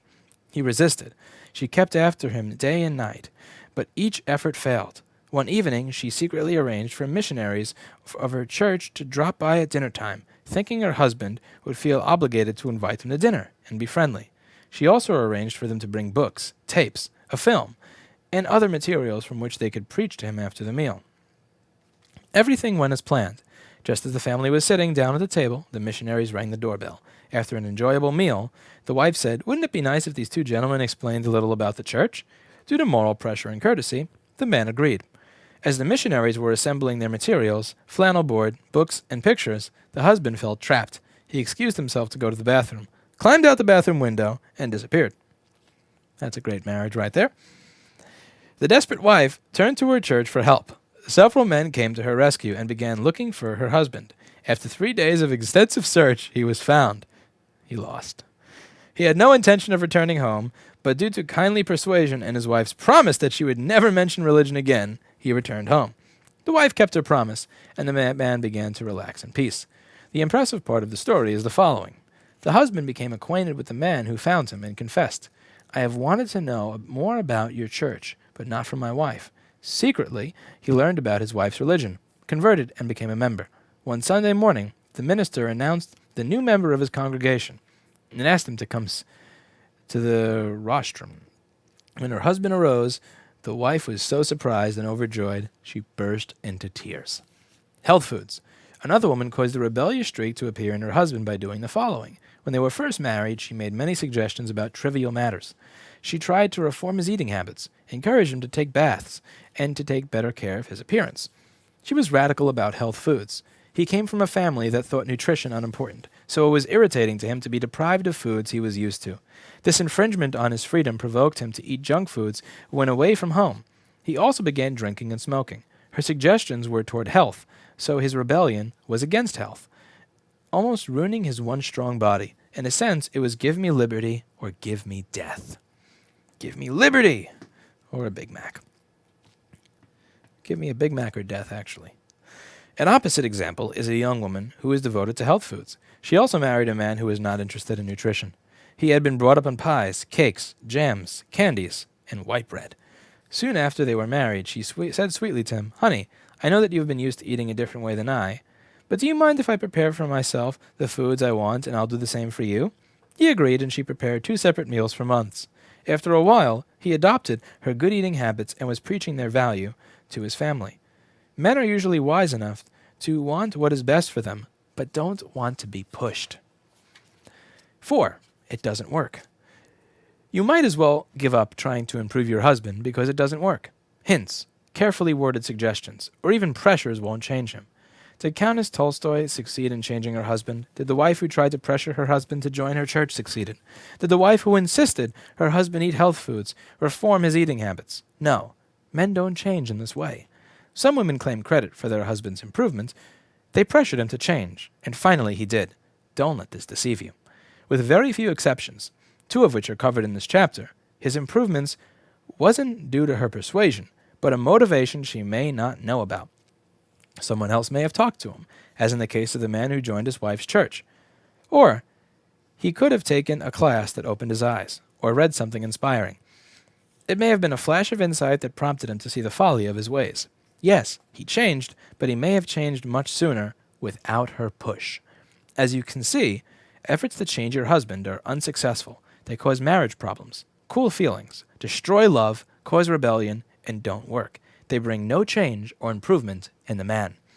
How you can help a man to change? If you accept a man at face value, is there any hope he will change? He may not, and you need to accept this fact. But in a miraculous way, when you accept him at face value, he is more likely to change. The only hope that a man will change is for you to not try to change him. Others may try to teach him and offer suggestions, but the woman he loves must accept him for the man he is and look to his better side. There are, however, 3 things you can do to encourage him to change. 1. Give him his freedom. Give him his freedom to be himself, to follow his convictions, set his own objectives, pursue his own interests, or not pursue them, and do the things he wants to do. When given this personal freedom, his mind will function without barriers. He will be receptive to new ideas, even your own, and encouraged to be his better self. 2. Appreciate his better side. A steady diet of praise can motivate him to overcome his weaknesses and become a better man. Appreciation can help a man, child, or any individual grow to a higher potential. More of this in the next chapter. 3. Live all of fascinating womanhood. When you apply the teachings of fascinating womanhood in a miraculous way, your husband's faults tend to disappear. I have seen this happen again and again. Men have been so obnoxious that neither their wife nor anyone could stand them. But when the wife lived fascinating womanhood, the man became pleasant and agreeable. Of course, there is no guarantee, but a wholehearted effort to live these teachings can prompt a man to change for the better. The man's great need for freedom. Free agency is one of the most fundamental laws of life. Mankind does not develop or experience happiness without it. God was fully aware of this principle when he created man and placed him on the earth. He allowed the forces of evil to be present to tempt him and to try him. And he knew from the beginning that many of the precious souls of men would fall into sin and reap the bitterness which comes from disobedience. But he also knew that without freedom, mankind would not grow and develop. Man has to be given a choice and make that choice for himself. If God could risk man's future and happiness in order to extend to him precious freedom, a woman should allow her husband the same privilege. Let him do what he wants to do and be what he wants to be without interference. A man is particularly in need of religious freedom, as all mankind has always been. Wars have been fought over it. Men have fought valiantly and died for it. The Pilgrims left Europe because of it. America was founded on this principle. It still is important to each of us today. It is our God-given right. A man has a right to his personal feelings about religion. When his wife extends this freedom to him, rewards follow. His mind is more open. He is more apt to consider another viewpoint, as in the following example. A girl was engaged to marry a man of a different religion. Her religion was very important to her, so she hoped he would eventually join her church. She sought counsel from a wise man who said, "If you marry this man, don't make an issue of your religious differences. If he wants to go to his church, go with him. In return, ask him to attend yours. Hold to your convictions and be an example of what your religion teaches." She did marry the man, and she followed the wise counsel. She attended his church, and in return, he attended hers. After some time, he modified his viewpoint and became a member of the same church as his wife. Men are so touchy about religious freedom that they resist even a gentle hint. For example, on Sunday mornings, a young wife sweetly asked her husband, "Are you planning to attend church this morning?" This so irritated him that he stayed home just to claim his freedom.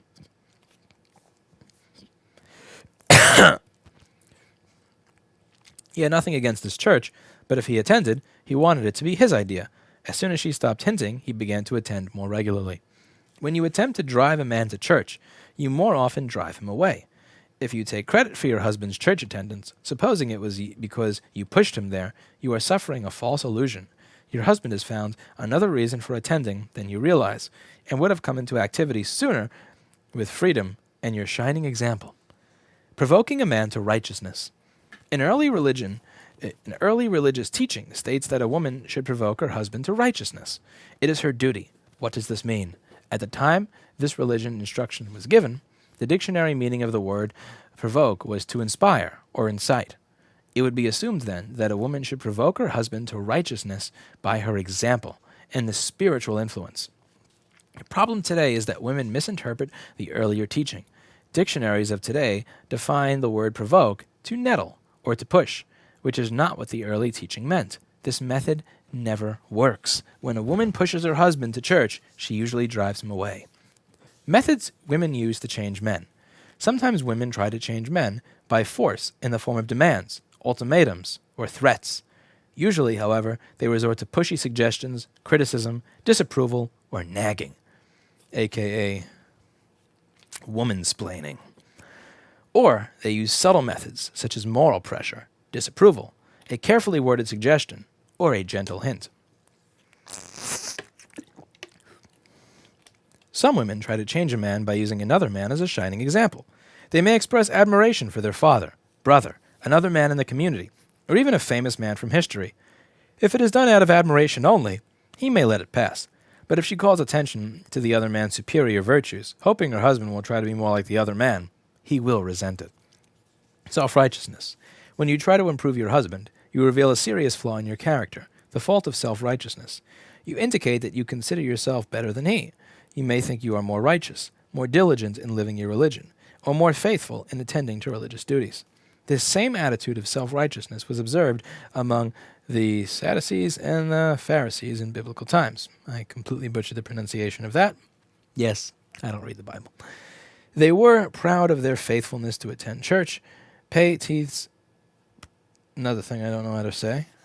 I'm really shining through my 4th grade education here. Pray, read the scriptures, fast, observe the Sabbath, and attend to any number of rituals. The Savior condemned them, not for their faithfulness, but because of their self-righteous attitude about their faithfulness. When you criticize or condemn your husband, you take the position of being a judge. But are you qualified to judge his worth? Are you a better person than he? When a woman complained to me of her husband's faults, some of them serious, I asked her, "Do you really think you are a better person than he is?" She looked at me with indignation. Then, after quiet meditation, lowered her head and said humbly, "No, I don't think I am a better person than my husband. I know he is a fine man at heart." A feeling of superiority. Similar to self-righteousness is a feeling of superiority.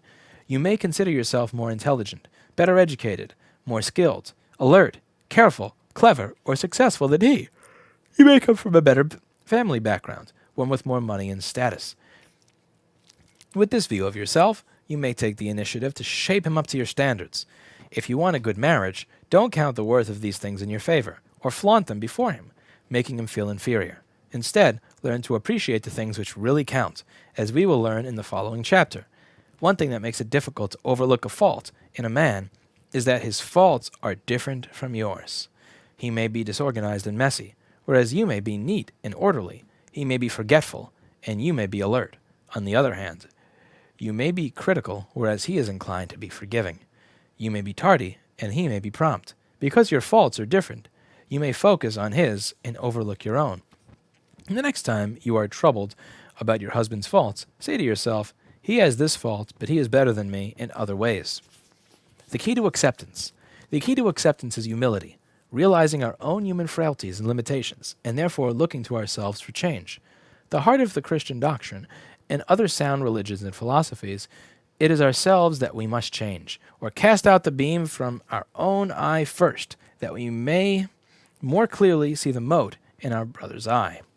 Only with this humility of spirit can we build a successful relationship with another person. Remember the Bible account of the man who lifted up his head in pride, saying he was glad he was not as sinful as other men. But Jesus approved the humble man who bowed his head, smote his chest, and said, "O God, be merciful to me, a sinner." Should I ever try to change him? First, let it be said that any time a woman can change or improve a man for the better without causing marriage problems, there is nothing wrong with doing so. But as we have learned, this is difficult to do. Men resist change, and it usually causes serious marriage problems, and in many cases, marriage failures. So, when you attempt to change a man in any way, always tread lightly. Be prepared for his stubborn resistance, problems in your marriage, relationship, and even cooled feelings. Make sure your efforts to change him would be worth the loss. However, there are situations when you should try to change him, and when, if you do it right, you may be more successful, and it may be well worth your effort. They are the following. 1. When he is blind to his faults. Sometimes a man's faults bring him serious problems or even failure. When he is blind to these faults, he has no insight to understand his problems or correct them. Take, for example, the salesman who fumbles his presentation, or the manager who is too dictatorial, or the doctor who is unfriendly with his patients. If he is blind to these faults, he makes the same mistakes over and over again, bringing on the same failure patterns. People he associates with may not be interested enough to say anything, or may feel it is not their business to do so. His wife may be the only one who cares enough and is in a position to speak out. In waking up the man who is blind, keep in mind that you do accept him. It is the world that does not. In talking to him, don't refer to his failures directly. Instead, focus on the success that lies just ahead. Assure him that if he would make a few changes, he would be more successful, and people would begin to esteem him for his true worth. Once you have opened his eyes, Don't persist in the matter. If he continues to make the same mistakes, fully aware of them, allow him this freedom. Before correcting your husband, be certain that his mistakes are actually causing him problems. A woman asked me if she should correct her husband's poor grammar. In inquiring about him, I found that he was extremely successful and had the approval of many friends. I told her it was unnecessary to say anything about it. In correcting your husband, be feminine. Don't appear to know more about his business than he does. Don't be motherly, and don't talk man to man. Refer to Chapter 8, How to Give Feminine Advice. 2. When he is abusive to his children. Sometimes a man, without fully realizing it, can damage his own children. Habitual harsh words or depreciating remarks can diminish a child's self-esteem in a way to destroy something fine about him and affect his entire life adversely. Or, cruel or unjust punishment, either mental or physical, can endanger the child in his relationship to his parent. Whether mental or physical, it is not fair for a parent to so injure a child. If this is the case, you have a moral obligation to take a stand. You will have to speak out boldly, and probably frequently, with a patient persistence. If you live all of fascinating womanhood, do all you can to build a relationship with your husband, you need not fear any danger in taking this stand. You are entirely within your rights, and he will sense this. If you are patient and persistent, you will be very apt to win. Thus humble your husband and change him in regard to his children, and someday he will thank you for it. I am not referring here to a man who is merely firm in the discipline of his children. This is a masculine tendency which should be respected. Children tend to respect a firm father and love him more because of his firm training. And it is always best for the children to feel their mother's support of the father's authority and the united front of their parents. But when a father goes too far, when he deprecates a child with harsh, cruel words, or when his punishment is unjust, or he resorts to belts, buckles, boards, or anything that would injure a child in body or spirit, you have a moral obligation to take a stand. And if he will not listen or reason, take the children out of the household and remain away until all danger is past. Don't judge him or condemn him for his actions. Be firm but kind, letting him know that you are doing it for the protection of the children. Your firm but kind attitude, accentuated by your actions, may humble him and bring him to repentance. Don't judge. If your husband is beating your children, judge him, condemn him, and fucking leave him. But moving on. 3. When there are things you can't live with. There may be things, no matter how hard you try, you just can't live with. Like, for example, your husband belt buckling or beating your children. There may be things, no matter how hard you try, you just can't live with. There may be small but abrasive things which only irritate you. Or something which so grates on your nerves that it makes your life miserable. After you live the whole of fascinating womanhood, there are ways you can effectively correct a man, such as the following. A. Tell him what you expect of him. When he does something to irritate you, don't criticize him. Instead, use a positive approach. Tell him what you expect of him. First, say something like this. I expect more of a man such as you, or you can do better than this. These statements suggest you have a high opinion of him he is not measuring up to. In a subtle way, this gives him the incentive to live up to your conception of him. After you have thus approached him, spell out what you expect of him. When Wally Simpson first met Edward, Prince of Wales, his conversation was superficial and boring. Then Wally said something which became history. I expected more of the future King of England. Her high expectation of him and direct honesty charmed him. It was something special he liked about her. B. A feminine appeal. Or you can approach him in a feminine way, such as, would you consider? Or, it would help me a lot if you would. Or, it would mean so much to me if you would. Or, would you mind very much? If you try either of the above methods and they don't work, you can be sure you are not living up to the whole of fascinating womanhood. If you are selfish, nagging, unfeminine woman, or fail to make a comfortable home life for him, he will likely not respond to this method. Some special problems. There are other occasions where, although you are not trying to change him, you should respond to his faults in a certain way. When he mistreats you, when a man is thoughtless, unfair, harsh, or critical, should you try to change him? Should you try to put a stop to his behavior? No. Count these flaws as human frailties. present in most human beings, but do not respond to his mistreatment in the right way. Don't be a doormat. Don't shrink back and act wounded, or retreat behind your shell. Instead, have some self-dignity. Stand up to him and he will love you more because of it. But take care that you do it in the right way. The method of doing this is one of the charms of Fascinating Womanhood, taught in Chapter 24. When he does something wrong, if a man does something wrong, morally wrong, is dishonest, unjust, deceitful, crude, or in any way sinful, don't overlook it.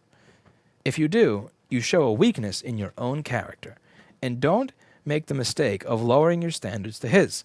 He expects you to be better than himself, and will be disappointed to see you fall from your level to his. He wants you to hold your ideals and standards, even under trying circumstances, regardless of what he does himself. When a man does or says something sinful, here is the way to handle it. At first, show reluctance to believe it. Say you thought it impossible for a man such as he to do such a thing. If you are compelled to believe it, indicate that you know it is contrary to his true nature, and was only the result of carelessness or thoughtlessness. You must be immensely disappointed at his temporary lapse, but your faith in his better side must be unshaken. 3. The alcoholic husband. Alcoholism is difficult to accept due to related problems such as squandering money, ugliness of disposition, dishonesty, unreliableness, other women, and the deterioration of the home. Women almost despair over this problem. They ask, how can I accept what he has done to our life? The following will make acceptance possible. First, gain an understanding sympathy for the problem. Alcoholism is one of the most difficult of weaknesses to overcome. I know you have been told this before, but here is a way to make that sympathy real. Once a month, fast for 3 days. Go without all food or beverage, nothing but water. Or give up coffee, sweets, or another binding habit. You will soon get the picture to a slight degree of what you expect of him. So, just to be clear, if your husband's an alcoholic, rather than call him out on it, starve yourself. The fuck? Next, gain some humility. Take a look at your reaction to his problem. Though you've known better, you've probably yelled, nagged, insulted, and abused him for the mess he's made of your life. When he drinks, you've had a bad attitude, lost patience, and exploded. What about your other failings? Are you a good mother? Homemaker? Do you keep the precepts of your religion? Do you live the teachings of Fascinating Womanhood? Or do you try, then fail, again and again? If you can admit such weakness in yourself, you have less reason to condemn your husband for his failings, which are far more difficult to overcome. Yours are relatively easy. His, almost impossible. If you will cast out the beam from your own eye first, you will more clearly see the terrible, enslaving bond of alcoholism. 4. Other women. 2 things you have a right to expect in marriage are fidelity and financial support. If your husband is involved with another woman, deal with it in the following way. First, ask yourself if you did anything to drive him away. While reading Fascinating Womanhood, you will see your mistakes. Take measures to correct them as a means of winning him back. In many cases, this has been done quicker and under difficult circumstances, as evident in case histories at the end of this chapter and throughout the book. When you have eliminated your mistakes and become a wonderful wife, if he continues immoral practices, it is time to bring him to a showdown. State clearly, but firmly, that he will have to make a choice, that if he doesn't give her up, you will leave him. Be prepared to keep your word. It is morally wrong for a woman to continue to live with a man who is immoral. Also, it can prevent his repentance, for if he has both of you, he doesn't have the incentive he needs to give her up. Don't condemn him. His sin is an addicting weakness, difficult to overcome. Don't condemn your husband for fucking another woman. It's difficult to overcome. Wow. After you have left him, try to win him away from the other woman. You have a moral obligation to do so, for as long as he lives in sin, he is on the way to destruction. You have a moral obligation. You have a moral obligation after you have left your cheating son of a bitch husband to do everything you can to keep him from continuing to cheat on you when you're no longer in a relationship. What? Oh, this is going to be a long reading. There are some gems in here. 5. Non-support. The second thing you can expect in marriage is financial support. This means an income that covers the necessities and a dwelling place. If your husband is disabled or cannot find work, cheerfully adapt to circumstances until solutions can be worked out. But if he is an able-bodied man physically and mentally, and refuses to look for work or take responsibility for providing the income, there is justification for action. Since you will not be inclined to let your children suffer hunger or want, you will probably seek employment outside the home or turn to charity for help. If this is the case, you should ask your husband to leave and not return until he provides an income. If you don't, if you allow him to remain, you will increase the problem. He will be removed from his responsibility, will become accustomed to your income, and you may be stuck with the job for life. Another solution is for you to move out and take your children with you. 6. Perfect background. If you come from an ideal home, where your father was the perfect father, the family the perfect family, you went on outings together, and there were a few money worries, it could be a problem. There would be a tendency for you to expect the same lifestyle from your husband, who may have a different picture of what a lifestyle should be. You may try to make him fit your molds. Beware of this situation. If you expect too much from him, you may split your marriage in two and end up with nothing. Accept his background along with everything else. When you do, he will be more open to working things out together. Acceptance is not easy. When I teach you to accept your husband at face value, I'm not asking you to do something easy. Some women have found it so difficult that they have given up trying. 2 women talked about this over their back fence one day. They agreed that accepting their husband's faults was so difficult that it was too much to ask of themselves. They decided to disregard this principle. Try to understand that any advancement to be a better, happier life is difficult. For example, living the Christian religion is not easy. You are taught to love your enemies, do good to those who hate you, and try to become perfect. A devout Christian does not set aside these goals because they are difficult. The ladies talking over the back fence may as well give up being Christians as to give up accepting their husbands at face value. How does this woman listening in on what 2 women are talking about over their back fence? Like, serious, I mean, what? Does Helen Andelin have a CIA background? Do those 2 women have S7s? I mean, what am I missing here? Rewards. I can promise you tremendous rewards if you accept your husband at face value. The response in your husband will likely be moving. For years he may have suffered the plaguing thought that you are dissatisfied with him. Your assurance that you can accept him as he is will remove doubts from his mind and come as relief. His appreciation for you and his tender response can be earth-shaking, as in some of the following examples and experiences. A brand new marriage. Quote, when I was 27, I married a 34-year-old bachelor. A rough, tough naval officer. For the next 27 years, he remained rough and tough. I leaned over backwards trying to change him into a tender, loving husband. Nothing worked. All through his naval career, he was spit and polish, and he looked like $1 million. A few years ago, he retired from the Navy, and he also retired from the spit and polish. He would go for days without shaving. When we were invited to a dinner party, he could care less what he put on. Slightly soiled trousers, a wrinkled shirt, and I would be embarrassed to death. If I said, honey, why don't you put on those dark blue slacks? They're clean. The fight would be on. He would bristle, threaten not to go, and I would back down. We'd go and both be miserable. After a few years, I changed tactics. I learned to give him that look with a significant sigh, but it didn't change a thing. Then a miracle happened. I took a course called Fascinating Womanhood. I was in a traumatic shock over how wrong I had been in many of my attitudes and responses. During the second lecture, the teacher spent 2 hours talking about the futility of trying to change a man, and the wisdom of accepting him just as he is. And suddenly it hit me. My husband is an adult, a highly intelligent man, capable of making his own decision, a naval officer for years. When I changed my attitude, the miracle happened. I finally realized that I had been more concerned about what others would think and say than my husband's happiness. On my way home, I determined to never again offer suggestions about what he would wear, unless he asked, and to not let it bother me. You can't imagine what a load has fallen from my shoulders since I stepped out of my role as my husband's chief advisor. Now my man's happiness and comfort are 10 million times more important than what the Joneses say or think. It has changed our going out together from a time of tension and unhappiness to a time of real enjoyment. Today, he is a leader. Today, he is a tender, loving husband, but he never changed when I tried to change him. When I stopped trying to change him and started working on me, he changed in response to the change in me. Never in 28 years had my husband given me an anniversary present, but on our 29th, we were in Mexico City. He woke up and at dawn said, "You know, love, we've got a brand new marriage on our hands," and he gave me a diamond wedding band. Don't tell me fascinating womanhood doesn't work. A gem I must polish, a new experience. Even before I was married, I was well on the way to the most important fascinating womanhood rule. Accept a man as he is and don't try to change him. I remember remarking to a friend, he really is quite a gem. I just have to polish him up a bit.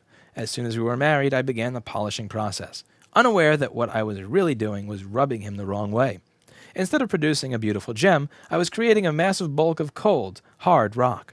My constant barrage of criticism forced him to build a wall around himself from which he would emerge only after he was drunk to give me some of my own treatment. Life for me and the children was becoming an unending round of sleepless nights filled with fear, terror, shouting, cursing, nervous tension, heartache, and tears. All I could think of was how to get out of this mess. So I got one job after another until I worked my way up to a position where I could support the children and myself. Then I filed for divorce. When the papers were drawn up and ready to be served on my husband, I realized that deep within my heart, this was not the solution I wanted. Somewhere, there must be a better way. I knew that if I went through with the divorce, I would feel for the rest of my life that I had failed as a wife and as a woman. I felt that my 3 daughters would have a terrible example to follow, and that the step I was contemplating would result in not just one divorce, but likely 4. Help me find another way, I prayed. God began to speak to my heart about the principle of acceptance. I made up my mind and decreed in my heart that from this time on I would accept my husband as he was, alcoholism and all. That's what you want. You want your 3 daughters to be around an alcoholic. That's exactly what we're aiming for. No longer would I be offended when he came home drunk. I determined to put my arms around him and try to let him know that I loved him. When I did, because I had lived opposite for so many years, he didn't believe me and kept pushing me away. I persisted in my attempts to show him that I cared for him and continued to pray. Later, through fascinating womanhood, I was to learn that my husband could not accept this change on my part as being genuine until I was willing to humble myself and admit that I had been wrong for so many years and ask for his forgiveness.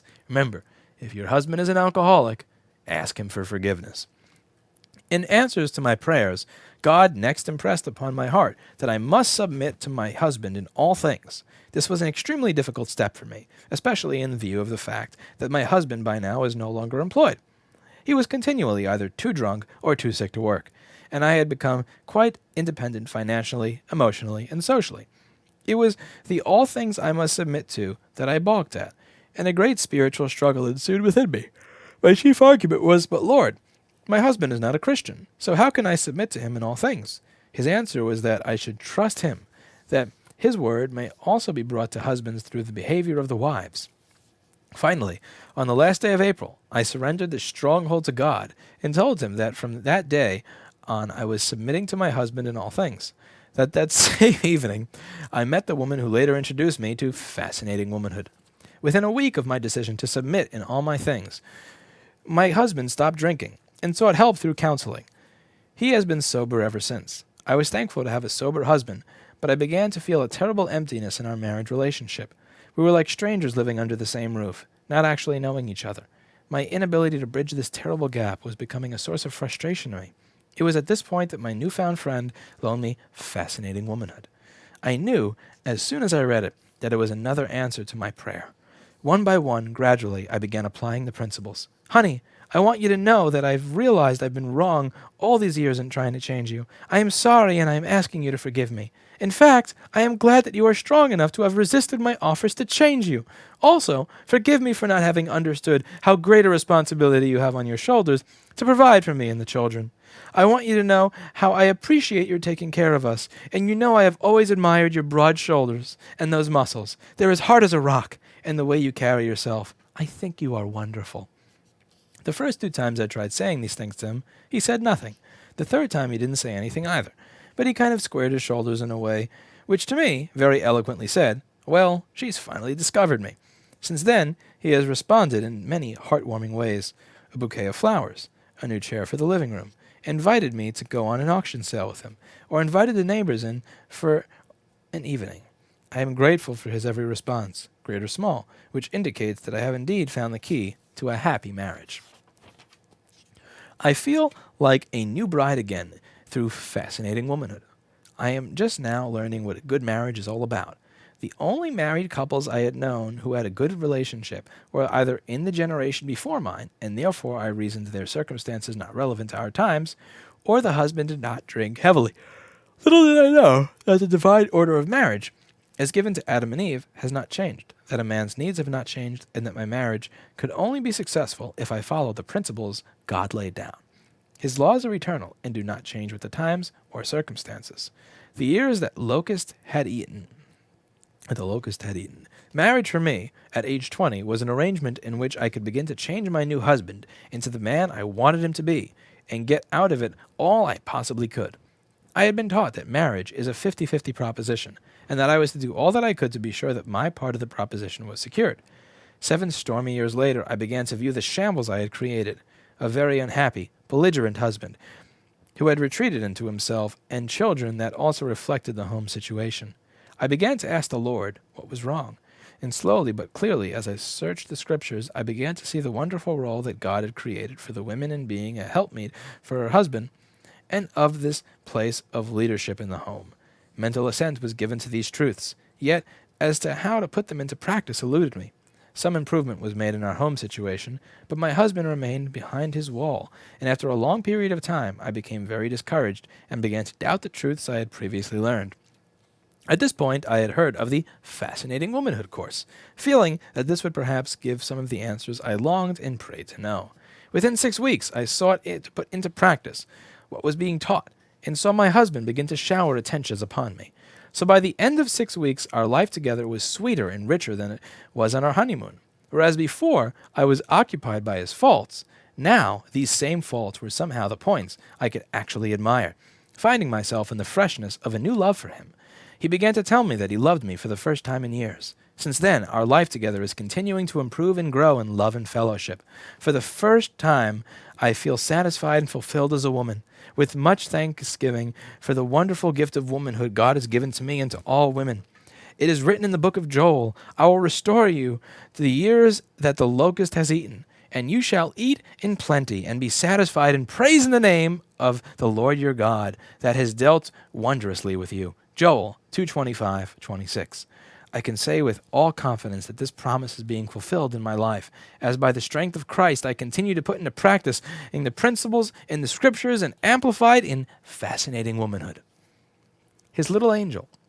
My husband and I, half this book is like testimonials for the book.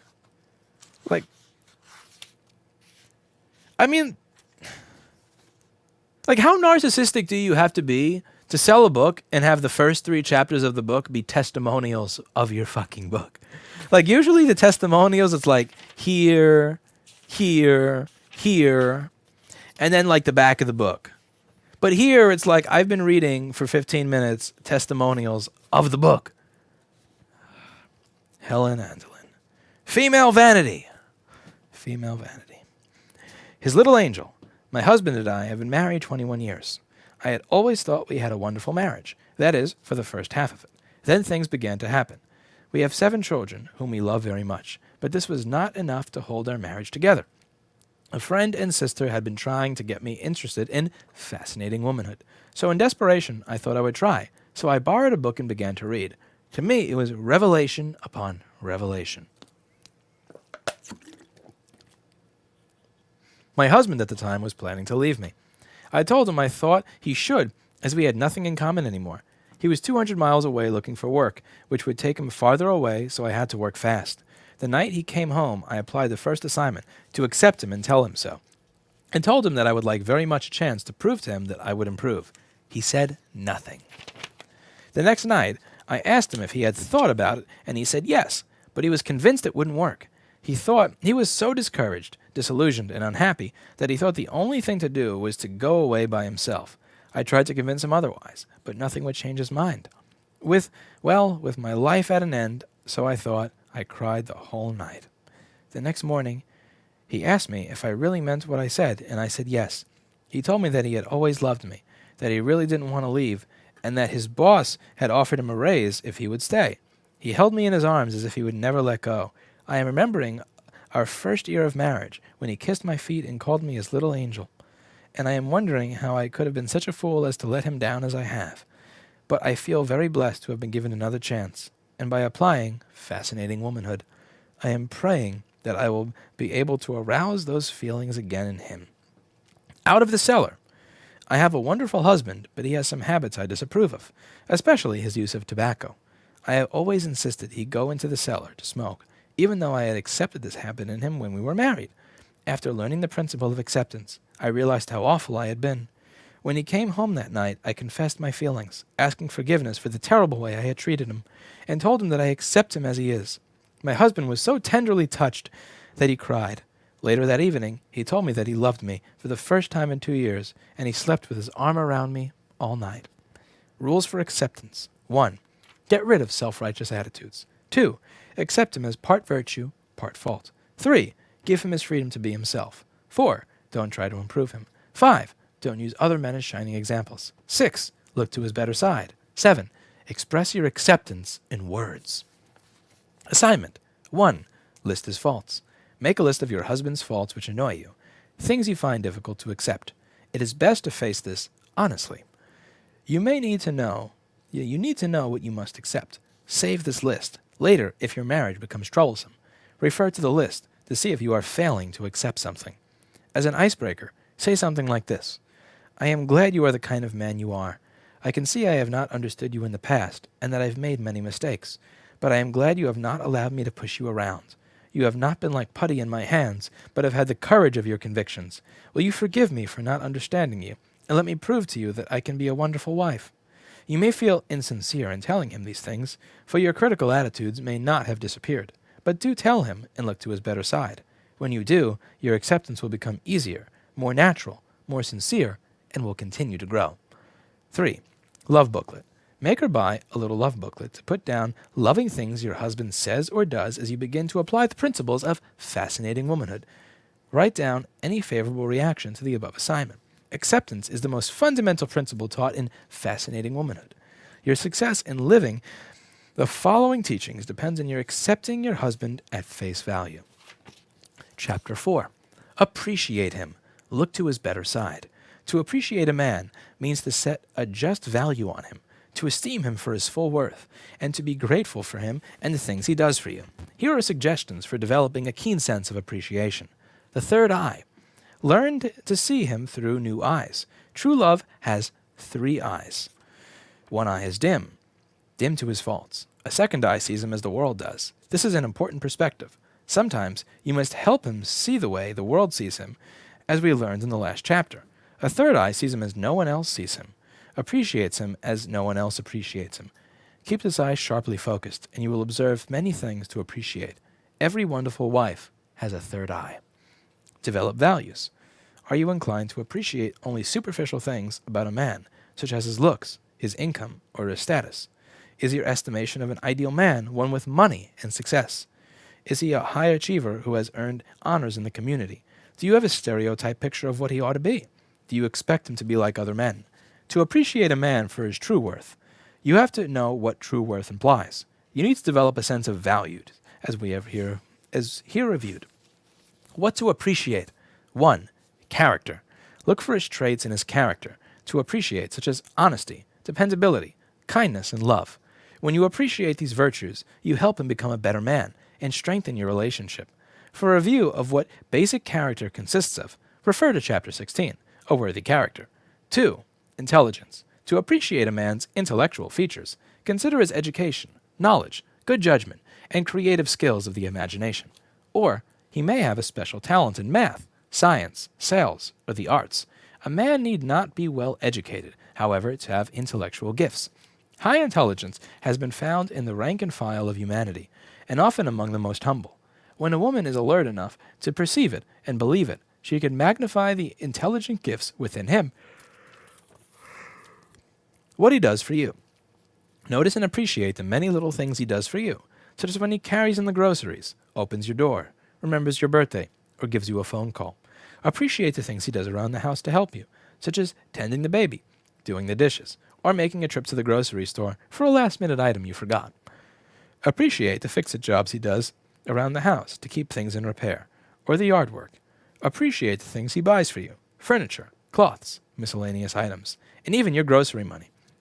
And appreciate the time he spends with his children. Yes, these things are his duty, but how nice it is to be appreciated, how much it does for a relationship. Or perhaps your husband doesn't do any of these things. Then, appreciate the most important thing of all. Appreciate his occupation in making the living, his many hours of toil and effort away from the home, to provide a living for his family. Many women fail in this respect. Take this for granted. Don't really count his daily grind as something to appreciate. It is just part of what is expected of a man. His duty. They could take a lesson from women in the past.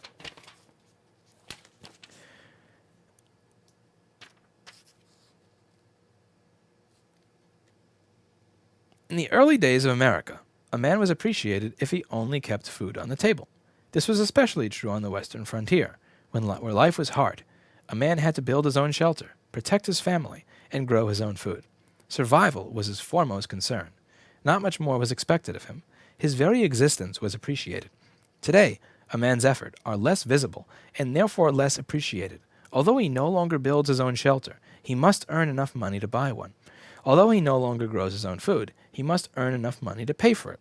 In addition to necessities, he must earn enough for income tax, state tax, property tax, sales tax, and gasoline tax. He not only supports a family, but a federal government, local government, highway systems, and various organizations. Some things just never fucking change. When your husband succeeds in earning enough take-home pay to provide even the most basic necessities, he is worthy of appreciation. Your appreciation may mean more to him than his paycheck. Express your appreciation daily, and do it over and over again. If you grow tired of appreciating him over and over, remember, he must earn it over and over.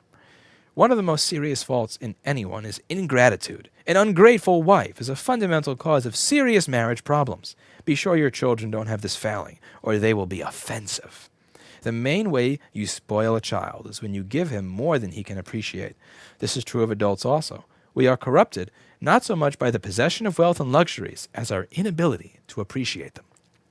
When you can find anything to appreciate, in extreme cases, a man deteriorates to the point of not being much of a man on the surface, and known in modern times as a cuck.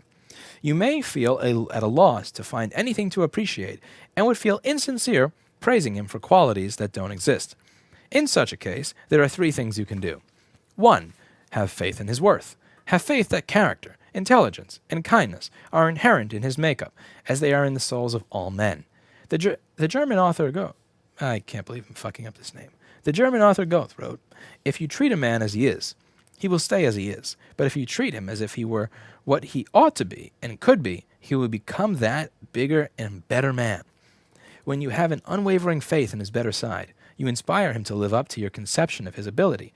You offer him hope that he has not appreciated himself at his true value, that courage, steadfastness, and honor are the underlying traits of his character. You can, in fact, transform a man from an apparently stupid, weak, lazy, cowardly, unrighteous man into a determined, energetic, true, and noble one. Often a man is at heart a worthy person, and only needs for you to suggest that his life does not do justice to his true character. Once persuaded that he is noble at heart and that you perceive it, he becomes anxious to prove to himself and to you that there is no mistake about the matter. The turning point of his life may come from just such a revelation of his higher capabilities. Remember, it is not by push or persuasion that you bring out the best in your husband and impel him to a more successful and righteous life, but by unwavering belief in his better side. Go back into the past. If you can't find anything to appreciate in the present, dwell on past experiences. Tell him what first attracted you to him. Experiences in early marriage that aroused your appreciation. Difficult circumstances that he faced with courage and persistence. Express appreciation for the diligence he displayed in getting his education or establishing himself in his work. Remember, specific instances when he displayed intelligence, character, or ability. Such a woman remembered the days of the Depression, trying years when her husband lost his job and steady employment was difficult to find. She recalled how her husband wore the leather from the soles of his shoes in his effort to provide for his family. Only through his persistence did his family continue to enjoy the comforts of life. Since that time, he slipped in many ways, became difficult to live with, and their marriage deteriorated. But when she expressed appreciation for his persistence in those early years, he was deeply moved. That was the bread of life he needed to make another effort. At that moment, a change took place within him. He began to take on a new attitude, a motive for living and striving. His feelings for her revived, and their marriage has blossomed once again. Look for virtues beneath his faults. Look beneath the surface of most men, and you will find things to appreciate, as in the following examples. Virtues beneath his faults. 1. Obnoxious. Suppose a man is so obnoxious that his own children run from him. He picks arguments, habitually disagrees with you, and in other ways makes life difficult. It's almost as if he's taking revenge for some mysterious reason you don't understand. Look beneath the surface. He may be a man of high caliber who hasn't been appreciated for his full worth. This can infuriate him. He appreciates himself, but why can't others? When a man of quality, with a good self-image, is not fully appreciated by his wife, he can become difficult to live with. 2. Moody. Or suppose a man is moody or discouraged for long periods. This was typical of Abraham Lincoln. He sat for hours, brooding over reading the newspaper, according to his law partner. Look beneath the surface of such a man, and you will discover he has high aspirations which are not being met. Appreciate not only his high goals, but his frustration for not reaching his goals. If he were a lesser man, he wouldn't suffer. Forgetful, negligent, or thoughtlessness. Suppose a man is thoughtless or absent-minded. Look beneath the surface, and you may find a man who is absorbed in things he considers more important. Albert Einstein was well known for his absent-mindedness. One rainy day, he took his umbrella and walked to his car before he discovered he was in his pajamas. When a man is forgetful or thoughtless, discover the things he considers most important. You will find much to appreciate. 4. Negligent at home. Or suppose he never gets around to mowing the lawn. The grass is so high you are afraid snakes will nest in it. He doesn't get the house painted, do the repair work, or attend to the little odd jobs around the house. You remind him again and again, but his mind is on something else. Look beneath the surface. He may be putting his energies away from home towards being successful. In his arrangement of priorities, he considers the jobs around the house of minor importance and his work away from the home of major importance. The important point to consider is this. In looking for things to appreciate, never give up on a man. If you can't appreciate his character, his intelligence, or the things he does for you, have faith in him, appreciate past efforts, and look for virtues beneath his faults. When you accept a man and appreciate his better side, you lay the foundation for a successful marriage. This is especially true when you appreciate his daily efforts to make the living. This means so much to him. When you do, you become beautiful to him in a new way. The following experience, related to me by a man of my acquaintance, is a perfect illustration. What does he see in her? There was a woman in our neighborhood who had everyone puzzled. She was not beautiful, was overweight, and always dressed a little dowdy. There was nothing about her that was of average, at least not that anyone could see on the surface. Yet her husband seemed to adore her. What on earth was it? This had everyone wondering. One evening, I was in their home around about dinner time. She was busy in the kitchen putting the final touches on dinner when her husband came home from work. This happened to be payday. He came into the kitchen, kissed her, and handed her his paycheck. She immediately stopped what she was doing, put her arms around him, and said, "I know how hard you have worked for this, how many long hours. Thank you for providing us with so many comforts and making it possible for me to stay home and care for the family." But this was not enough. She went into the living room where the children were all playing on the floor. She made them all stop and stand up. "Look," she said as she held up the paycheck. "See, your father has worked hard to earn this money. Now, Jane, this means you can have a new pair of shoes, and Johnny, you can have your bicycle fixed." The father stood there beaming. Not only did his wife appreciate him, but taught their children to. In his eyes, she was a beautiful woman. I'm not sure she did this every payday, but I know that here was a home where the man was appreciated for his daily efforts, and I know that this ordinary woman was not so ordinary. She knew how to appreciate a man, and this is why she was beautiful to them. Everything went kerplunk. About 2.5 years ago, an article entitled "Expect a Miracle" influenced me to think, what would I like for a miracle? Immediately I thought, a miracle in our marriage relationship. If only George would have a deep, deep love for me, and I'd love to be head over heels in love with him. So I began to pray regularly for this miracle. About 6 months later, a friend loaned me Fascinating Womanhood. I knew it was a gift from the Lord in my answer because it showed me what I was doing wrong and how to be the kind of wife God wants me to be. First of all, I learned I was not accepting George as he is. I was not satisfied with what the Lord had given me. I wanted to change George. I spent my thinking time, looking at his bad side, criticizing him in my heart. Naturally, this came through in my attitude. I mulled over his shortcomings and ignored his good side. All the wonderful things about him I just took as a matter of course. I simply did not think to comment about them or even know about them. Undoubtedly, this appeared to him as indifference. As soon as I learned about focusing on his good side and expressing my admiration, I began practicing it. He never tires of hearing it. I don't either. Immediately, our relationship began to improve. As I concentrated on his better side, his faults became insignificant. He began to say the nicest things to me. I am keeping a list of the treasures he has said to me, such as, "I love you more and more all the time. I enjoy living with you." Before, he would say, "I love you," but that's all. No loving endearments. He had been extremely stingy with money. Now he began buying me anything I asked for. At that time, we'd been married 16 years, and I had been cooking with very inadequate pans. He bought me a set of heavy aluminum pans that I wanted. I could go on and on. Also, B began to take an interest in the children. Helen!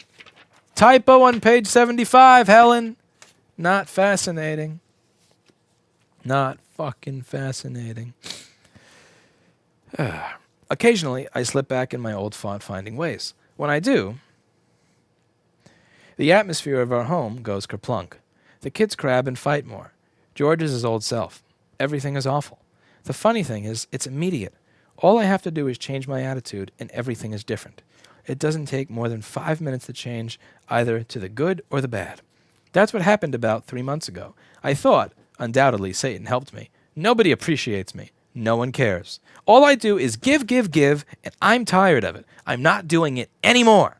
I'm just going to be myself, which probably meant my old self. I stopped reading and studying Fascinating Womanhood. I did read the Bible and pray, but not as often.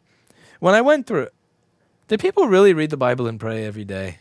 Am I missing this? I don't think in my entire life I've met somebody that read the Bible. And I grew up in a very Roman Catholic-ish neighborhood. I never met somebody that claims to have read the Bible. Ever. Does everybody just have a wallet, purse, bottle of water, Bible? Does everybody have a Bible under their Weller WHA 900 in whatever town this book was contributed? Who reads their Bible? I don't. Even religious people. I just don't see religious people going home and going, all right, let me thumb through my Bible today. Maybe I'm just... Anyway, continue. What I went through. The depths of despair. The unhappiness. The tears upon tears. Everyone was miserable. Finally, I decided to go back to the Fascinating Womanhood way. That was a few weeks ago. Last night, George said, "You're so lovable." I'd rather not go into what he said when I was going my own way. Last night, he said something that was beautiful. To explain, about 2 years after we were married, George told me he preferred brown eyes. This broke my heart and crushed my spirit because I knew it was a basic rejection of me. I considered my blue eyes my best feature. Last night, he made some comments about my blue eyes. I said, "That's nice, but you prefer brown eyes." He said, "No, I don't." I said, "You told me you do so." He said, "I changed my mind about 2 years ago." That was when I started practicing Fascinating Womanhood. You can imagine how deeply happy I felt. I had lost all love for him.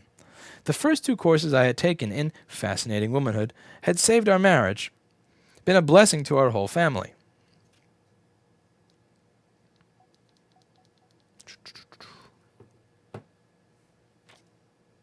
As I was cleaning out my desk this week, I found some notes that I had written down concerning my life just a year ago. I had reached a real low in expecting any sort of future for our marriage. I had lost all love for my children, my husband, and wasn't sure that I had much love for our children. I had even considered suicide during that time. I am so grateful to God for leading me out of a pit of despair and into a life that is such a joy and is so solidly stable. The courses in Fascinating Womanhood, which I fought against at first, helped to change me from a self-centered, independent, self-righteous mother and wife into a new person with a new perspective in all I do. As I have really and truly come to accept my husband, I find that my love for him is unbelievable. Before taking the course, I was constantly criticizing him. When I asked his forgiveness and let him know how much I love and accept him, he has assumed the responsibility and position of the head of our family for the first time in our marriage of 25 years. It's a miracle! What a relief it is to me to let him make the final decisions and trust the Lord to lead him. My disposition is one of relaxed confidence. Our children are so much happier and accept their father's authority easily.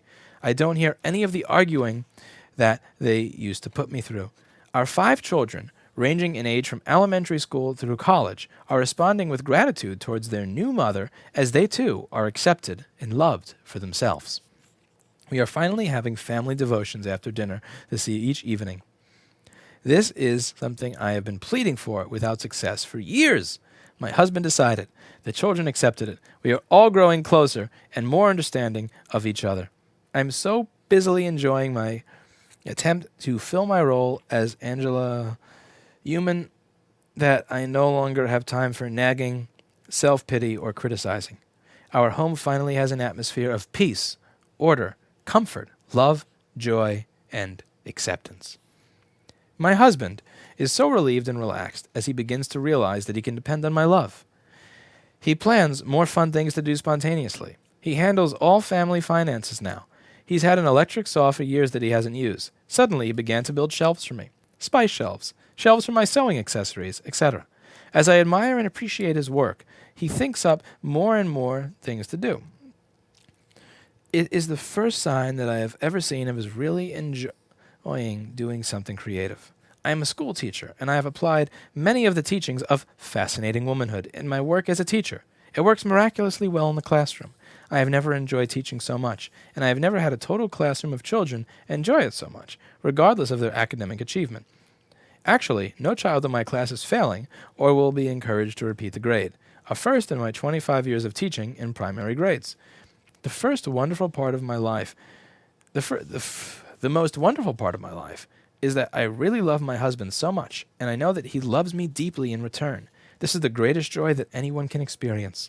As we women change within ourselves, following the steps outlined in this course, we do not lose our individuality or identity. We finally find it with a sigh of relief and unexpected joy. It is never too late. It really works. What to appreciate? 1. Character. 2. Intelligence. 3. What he does for you. Assignment. Number 1. Think of his better side. Make a list of his virtues. Include his character, his intelligence, and the things he does for you. During the week, express your appreciation for these things. 2. Make a point of appreciating his earning the living. 3. If he responds favorably, record it in your love booklet. Chapter 5. Excuse me. Admire him. Admire his manliness.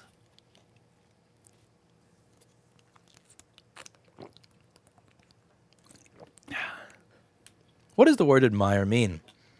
How does it differ from the word appreciate in the last chapter? The words are somewhat synonymous, but in Fascinating Womanhood, they are defined in this way. You appreciate a man for his true worth and what he does for you, whereas you admire him for his manliness. Deep in his heart, every man longs for admiration of his manliness, his masculine skills, abilities, achievements, ideas, dreams, and manly body. He hungers for it as for bread. Just as you need love, he needs admiration. In fact, the center of a woman's happiness in marriage is to be loved, but the center of a man's is to be admired. Although admiration is all important to a man, it isn't something he can get for himself. It must be given by those who respect and love him. He likes receiving it from any and every source, but especially from the woman he loves. The woman who can pass over his human frailties and discover things to genuinely admire, things which others fail to notice or appreciate, is a woman to be treasured. It is such a woman who wins his deepest respect and most tender affection. As she gives him admiration, he returns love. Sometimes a man will deliberately do or say something in the presence of a woman, hoping to win her admiration, but she fails to notice. She is too busy, too mentally occupied with her own world to notice anything to admire. Her failure in this regard puts him on dangerous ground. When a man's important needs are not met, he may be vulnerable to the attentions of another woman who begins to fill those needs. You may be interested to know that designing women have won men away from their wives by nothing more than admiration of their manliness. It is a well-known fact that men turn to other women not so much for sex as for admiration. Many women with loose morals know this and take advantage of a man's vulnerability in this regard. Unless the wife fills the need, the man can be an easy prey. Youth to old age. The need for admiration is manifest in the young boy. He doesn't realize this, but it is part of his makeup. When his parents observe his manly qualities and express their admiration, it builds his confidence and helps him grow his growth into manhood, encouraging all the potential within him. Equally important is the kindly feelings it awakens towards his parents, creating a bond of love between them. When he feels close to them, he is fortified against youth problems which lie ahead. Because this acute need is not understood by many parents, admiration is sadly lacking. Some young men survive a life of correction without praise, but many don't. There are sad casualties along the way. Some who could have become shining lights fall by the wayside. Especially is the need for admiration apparent in the young man just beginning his career. His expectations for himself are high. No project is too wild, no dream too fantastic. He is full of plans and proposals, assurance and enthusiasm. He finds flaws in the way the older generation is managing things, but waits until he gets his chance to revolutionize things. Meanwhile, his life isn't worth living if he can't find someone in whom he can confide.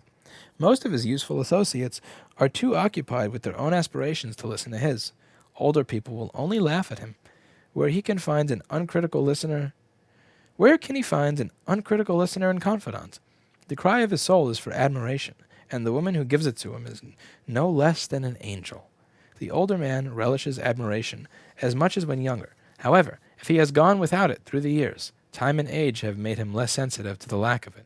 The older he becomes, the more inclined he is to believe admiration is not to be had, at least not for him, but the more bitterly he resents his indifference to his manliness. What to admire? What he wants you to admire, more than anything else, are his manly qualities. If you admire only those traits which are alike in both men and women, he will be disappointed. For example, if you admire him because he is kind, thoughtful, good-looking, or well-groomed, he may appreciate your praise, but it will do little to stir his feelings for you.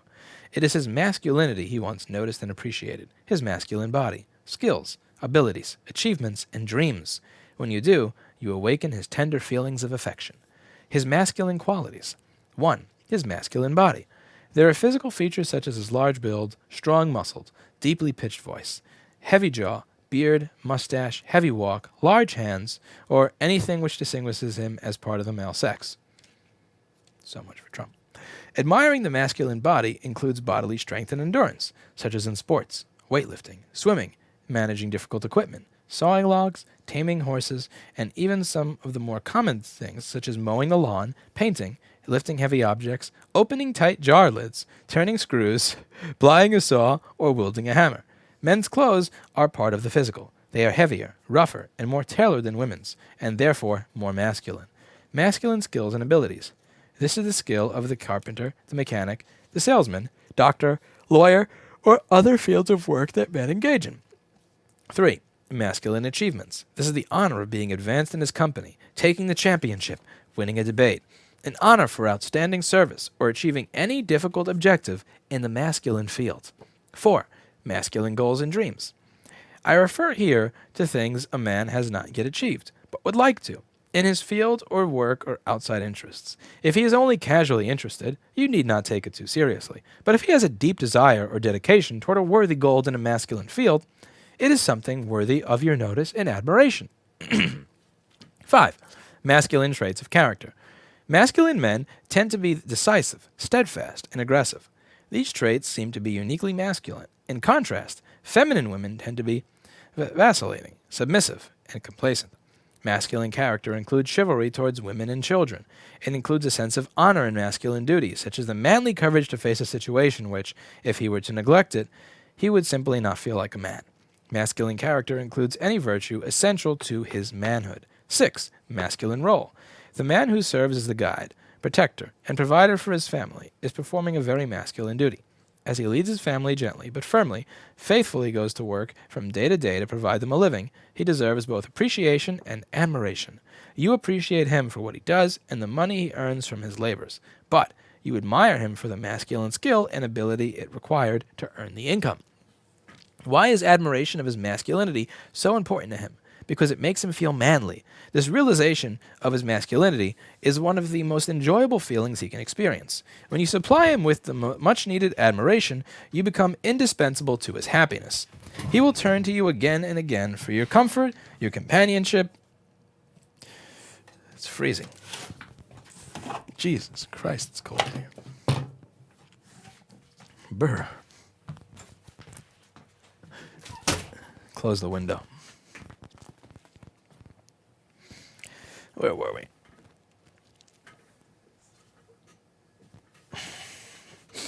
When you supply him with the much-needed admiration, you become indispensable to his happiness. He will turn to you again and again for the comfort of your companionship gives him, and the feeling of manliness he experiences in your presence.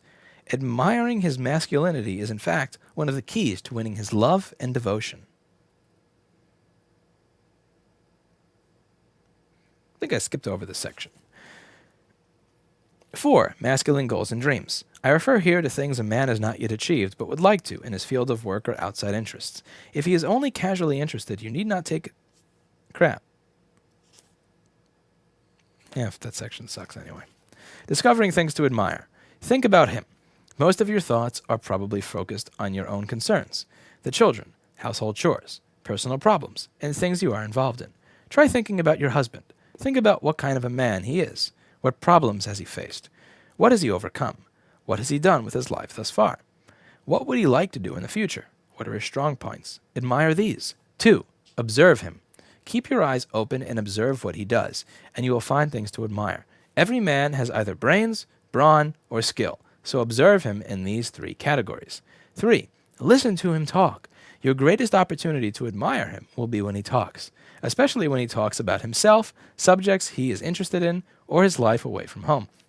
He is most apt to show talent and ability when he talks about his work, and he may display courage or other manly qualities in facing problems or difficulties in his work. So encourage him to talk about himself, especially his life away from home. Begin by asking him leading questions about his work. This is not to suggest he be prying or overly inquisitive, but steer the conversation to things he is interested in, and then encourage him until he is wound up in his subject. When you see that he is enjoying the conversation, keep it going by your comments and questions. Then, learn to listen. How to listen to a man. Follow this rule and you will be a good listener. Do not listen only to what he is saying, but to the man who is saying it. Notice how absorbed he is in the subject, how he has mastered the intricate details, what skill and knowledge he has gained, how he has worked out and developed his own ideas, how loyal and devoted he is to them, what mental and moral power he can wield, what a genuine man he is when you stop to appreciate him. If he is talking about politics, religion, or world events, don't follow the conversation so closely that you fail to appreciate the man talking. And don't become so wound up in the subject that you form strong opinions which lead to arguments. Follow the conversation, of course, but follow the man, too. He may display a special knowledge about the subject, a knowledge which comes from intelligence, experience, or dedicated study.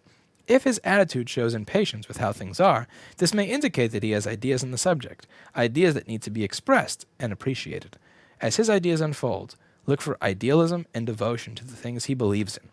If you cannot comprehend all of what he is saying, do not let this lull you to sleep. Look for traits of character which you can admire. In fact, if you only follow his subject and appreciate that, and not the man who is expressing himself, he will be disappointed. You can rest assured that he is not talking only to have his subject appreciated. He wants admiration bestowed upon himself as a man. In fact, you can safely guess that if he deliberately talks over your head, he is doing so only to arouse your admiration. So the way Helen Andelin would define mansplaining. In fact, you can safely guess that if a man deliberately talks above your head, he is doing so only to arouse your admiration. See? Helen Andelin described mansplaining 50 years before fourth-wave feminism. You need not be well-educated or highly intelligent to follow a clever man's discourse. In his pleasure at having himself admired, he seldom notices that his conversation is not fully understood. Even when he does notice it, he relishes it, as in the following words by Maeterlinck. What care I though she appear not to understand? Do you think that it is for a sublime word that I thirst when I feel that a soul is gazing into my soul? if you learn to listen to a man correctly. It doesn't matter if the subject is interesting or dull. You can converse on world affairs or the details of his business career.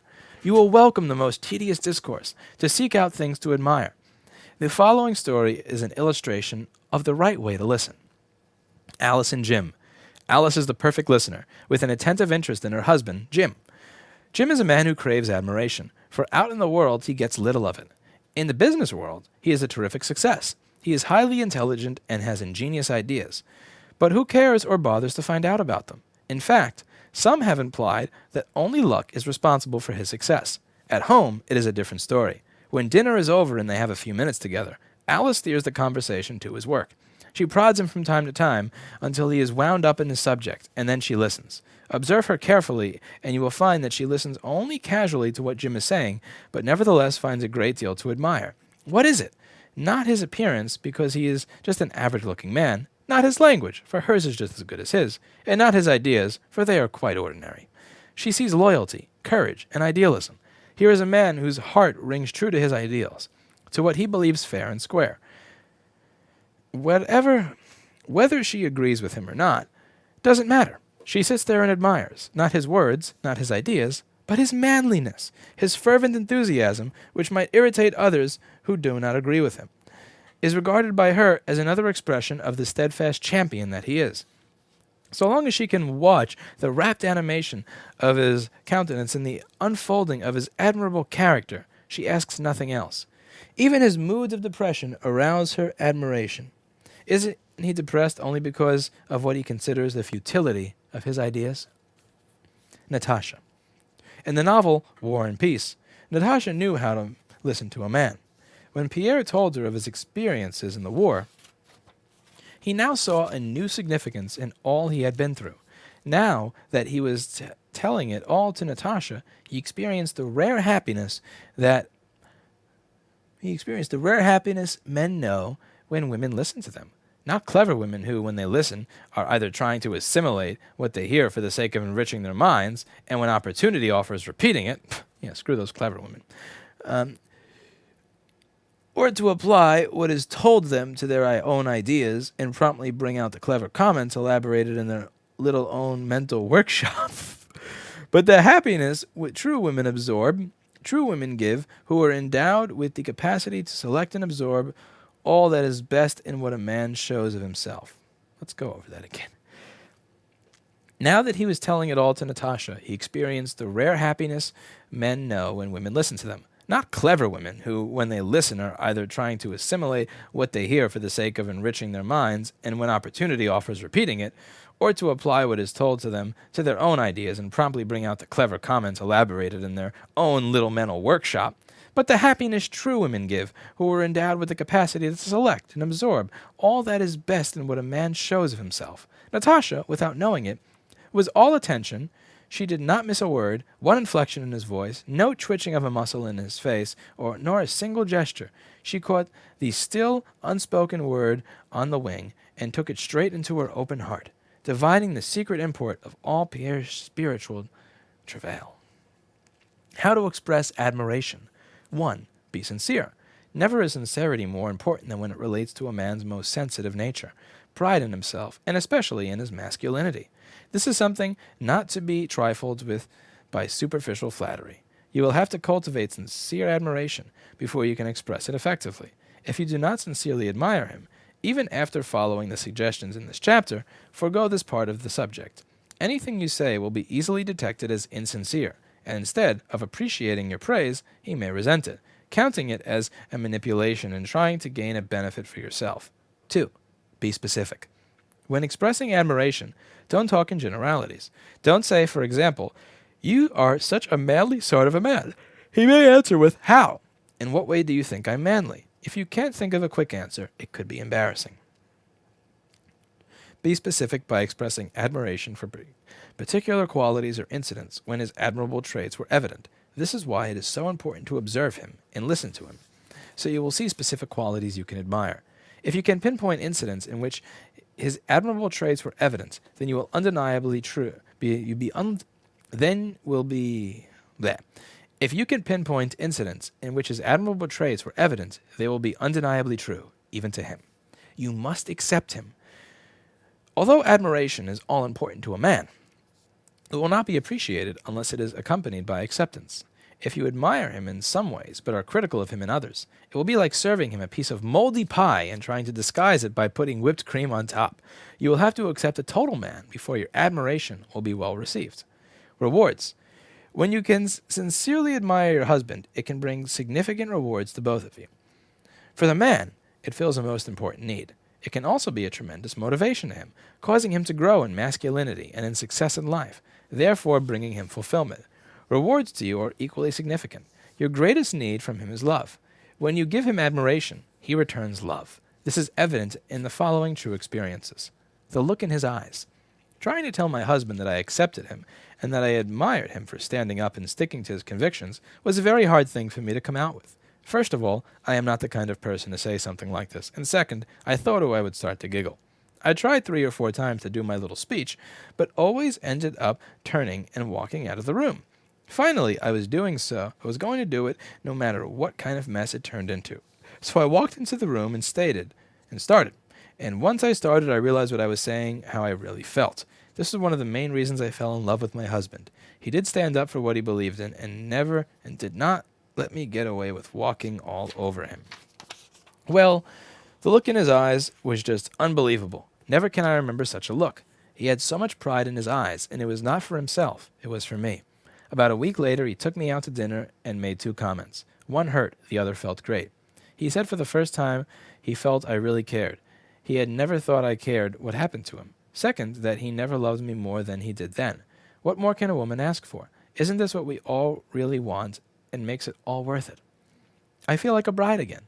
My story is not too spectacular. I have always had a good marriage. I took the course because I felt a need for more self-confidence, but I found I had more problems than I realized. I have always accepted and admired my husband, but never told him so, partly because I admired him so much that he must know it.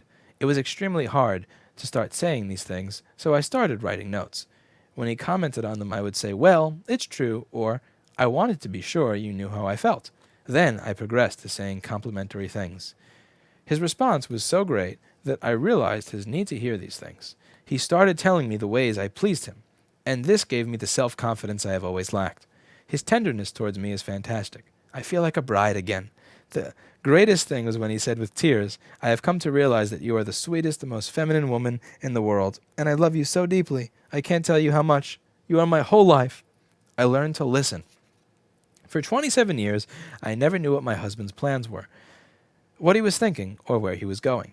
The only way I found out these things was if I overheard him talking on the phone or telling someone else.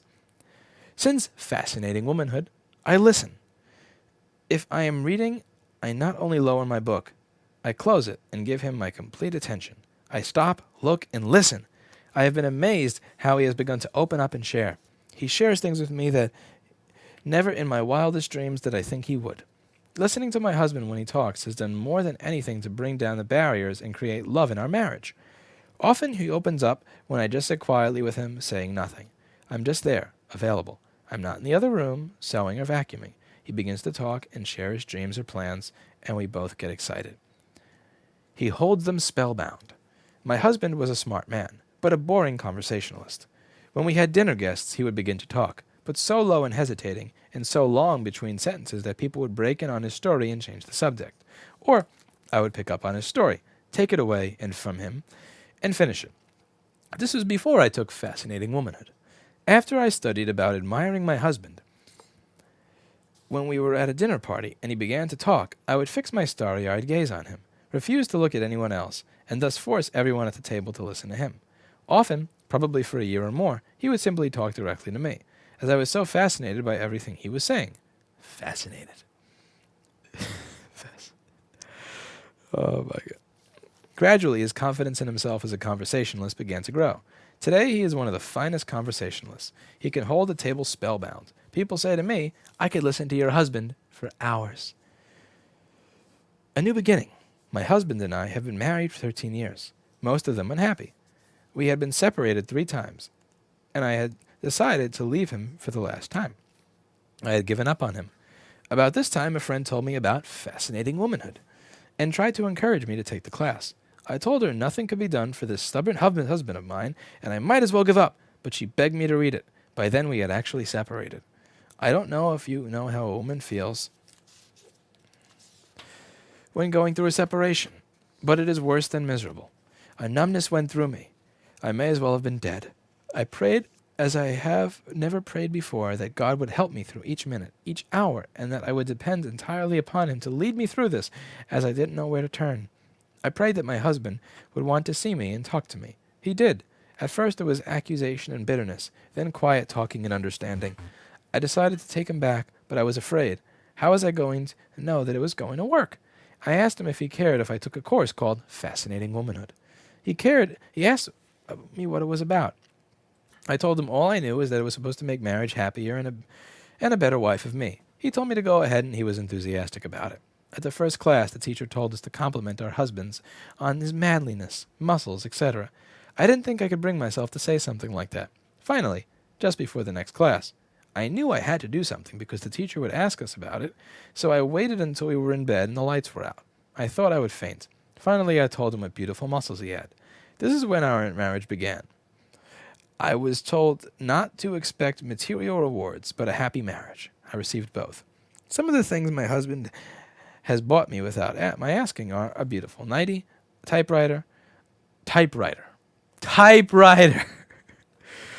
to Hawaii, kitchen stove, table and chairs, couch and cherry covered, bedroom carpeting, perfume, flowers, and others I can't remember.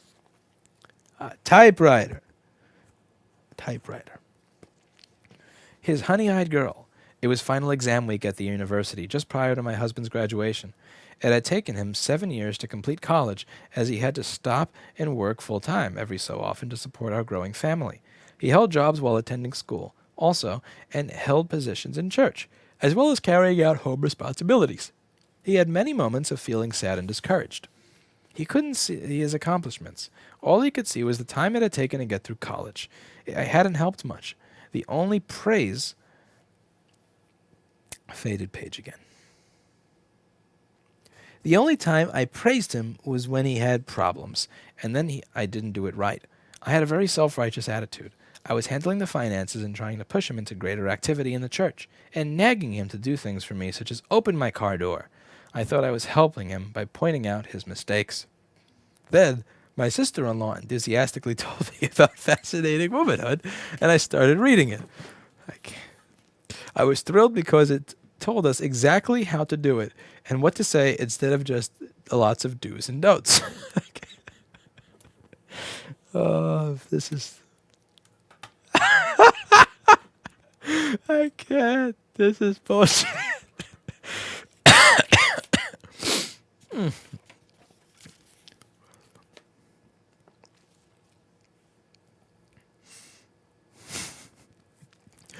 Then my sister-in-law enthusiastically told me about Fascinating Womanhood, and I started reading it. I was thrilled because it told us exactly how to do it and what to say instead of just lots of do's and don'ts. I read it over and over, and when my husband came home, I was all worked up about it.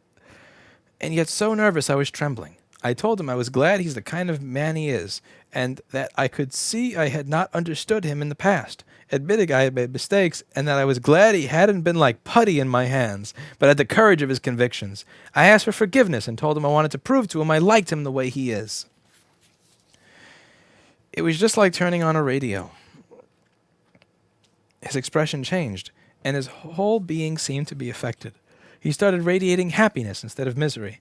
The next day I applied admiration and told him I was proud of him for his courage in completing his education and not giving up as others would have done with the same hardships. I told him I appreciated how he worked to provide the necessities of life for us. I also told him that I realized I had been holding him back by trying to lead, and that I really just loved him the way he is, and that I would stop trying to change him.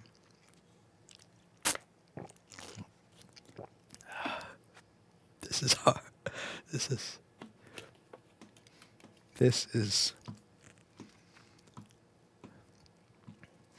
This seemed...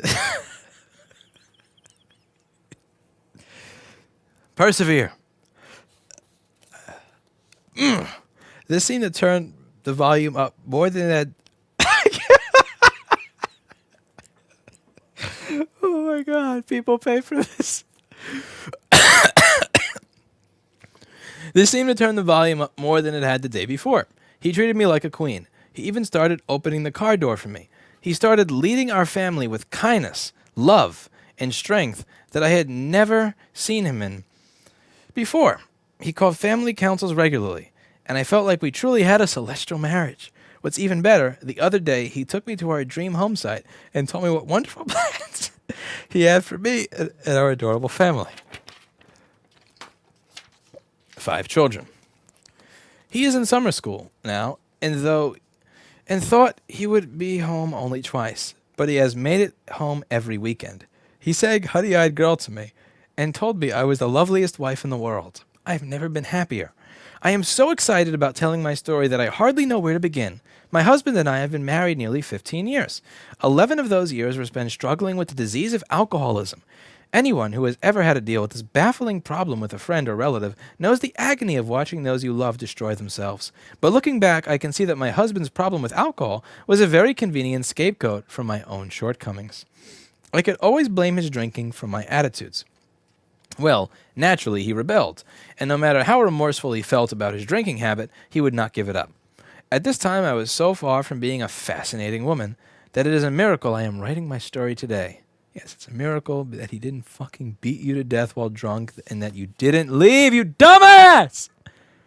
Jesus Christ, if you're married to an alcoholic, leave! Fucking shit. He did finally stop drinking. However, on his own initiative and by the grace of God. Even so, we were in... And by the way, does anybody notice that in any of these books, like, he stopped drinking by the grace, like, why does God get credit for all the good stuff? Like, your husband, if God is responsible for the husband not drinking, why is God not responsible for the husband drinking?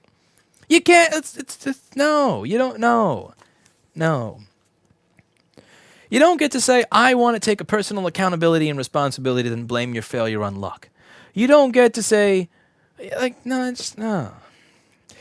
After about 2 years of floundering, I slowly started drifting away from him. I was very disillusioned with life, and I even got to the point where I thought I loved someone. Actually, no, wrong paragraph. He did finally stop drinking, however, on his own initiative and by the grace of God.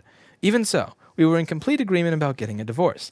I really can't say what I expected our life to be, but it was disappointing to find we still argued and had serious communication problems. You're married to a fucking alcoholic. He didn't come up to my expectations at all. In fact, he seemed to think that more of his friends than of me. We had suffered so much because of him. You can tell my attitude had not changed since he stopped drinking. Instead of criticizing and cursing his drinking, I attacked his character. I didn't realize what an ugly person I had become. After about 2 years of floundering, I slowly started drifting away from him. I was very disillusioned with life, and I even got to the point where I thought I loved someone else. Thank God this didn't lead to total disaster. My husband sensed my deep unhappiness, but was helpless in the situation. Of course, why does he have personal accountability or personal responsibility? He was helpless. He just couldn't help downing beer after Everclear. People, what the fuck? Personal accountability, personal responsibility. If you want to stop smoking, you can do it tomorrow. If you want to stop drinking, you can do it tomorrow. My dad smoked for something like 15 years, packs of cigarettes every single day.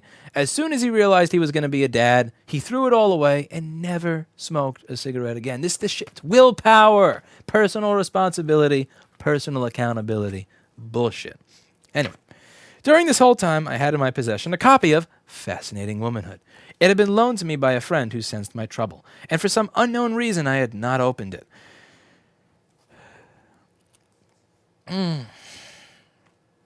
For some unknown reason. Some unknown reason. I am one of those people who cannot leave any book unread. I think God must have known I wasn't ready for Fascinating Womanhood. I lay on my bedside table for weeks. I came to my senses and faced reality about leaving my husband for another man. We were to go on vacation in August, and I decided if there was no hope for a change in our marriage, I'd ask for a divorce when we got back. In October, we agreed to a separation in January. We were glad we were doing something about ending this bad marriage. Well, in exactly 3 days, I picked up Fascinating Womanhood and couldn't put it down. This will sound unbelievable, but my whole life changed. I've had to struggle to apply the principles of Fascinating Womanhood, but it works. Everything seemed to fit for me. All my misconceptions about men and marriage were pointed out to me. I didn't feel I had to give anything up to gain everything. Needless to say, for the next few weeks, I did a lot of soul searching. It was a beautiful thing to see my husband respond to fascinating womanhood. In January, there was no talk of separation. In fact, we took a weekend trip with friends. It is a thrill to remember. The comparison between this trip and the one before fascinating womanhood is hard to believe. I was so ignored and miserable before, I almost cried. Well, that's at least one positive here. Almost cried instead of crying. Wonder if Jess is watching this.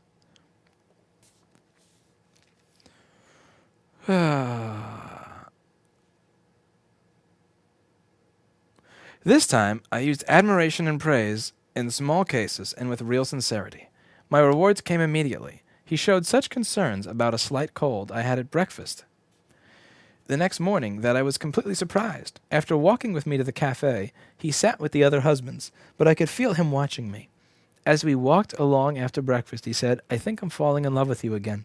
I'll never forget that sunlit morning."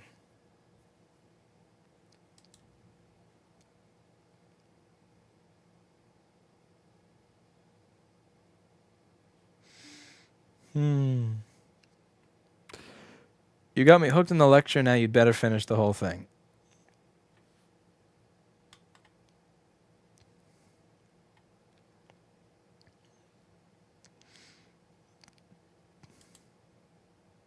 Let's see, this is page 93. Kind of curious how long this book is. So I'm on page 93, and this book is, oh my God, 415 pages. Answer your door, you have a burrito. Do I have a burrito? Do I have a burrito or do I have a shiv? I'm pretty sure I don't have a burrito.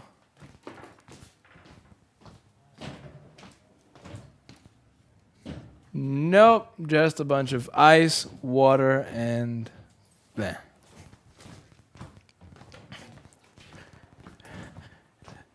A lot of the times bums will knock on the door because they want to ask to use the bathroom, which means do drugs here.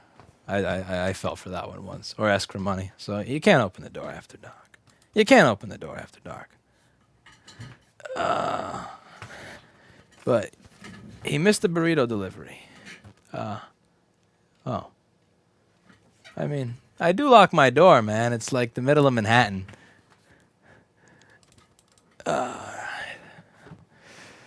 I'm sorry if somebody actually got me a burrito.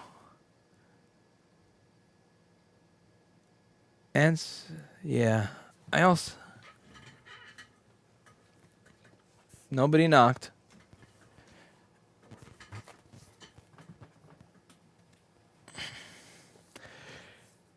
All right. Where was I here? It's hard to believe that it has only been a year since I discovered fascinating womanhood. I sing its praises to everyone I meet, and so does my husband, even though he has never read it. He says, "I don't know what it is, but I love it. I have never been happier." So 3 hours, 93 pages. That's 30 pages per hour, which means that I will be here until tomorrow if I try to finish the book. Just pay attention, they're going to redeliver. Here we go. I got a burrito. Hey.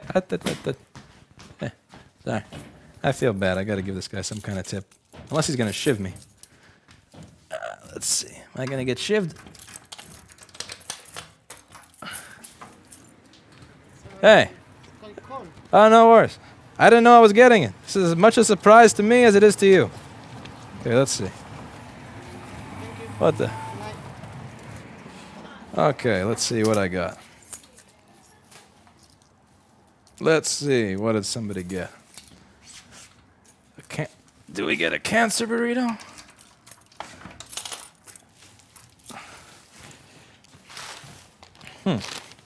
This is an oddly shaped bag. I'm afraid to open this. Ever since I watched The Iceman, I've been very, very wary of opening food from other people. You see what he does with the, what was it? What was the thing that he used? Oh, let's see. Beans, tomato. Yeah, it looks pretty good. Yeah, let's eat a burrito. And then after that, I think it might just be time to get out of here. Because this is a fairly terrible book. So what does everybody think so far? This is like, I mean, if, how do I put this? If feminism is cancer, then this is still cancer. It's just a different form of cancer. It's like cancer in the opposite direction. I got as far as I can. I'm sorry, Jess. I can't read the whole fucking book. All right, so let's see. What do we have here?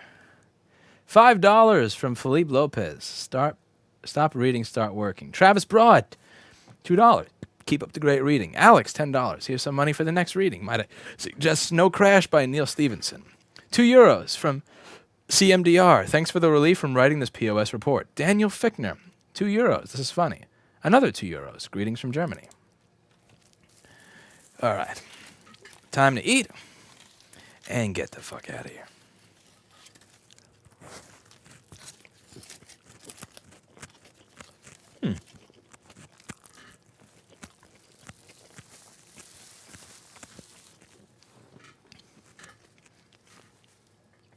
This is pretty bad. Not the burrito, the book. The burrito is fascinating. The title of the book is Fascinating Womanhood. Jessa makes everybody at work read this. She got a copy of this book for every female employee. Can you believe that shit? Jesus Christ.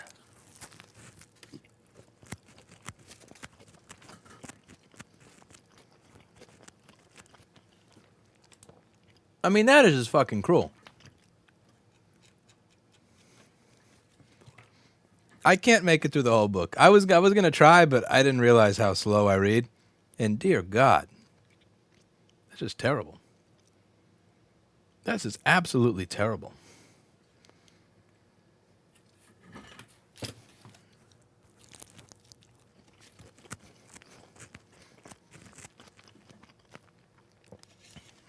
Thank you. This is an amazing burrito. Wish I knew where it was from so I can get another one. Who the hell has burritos at 11:15 at night anyway?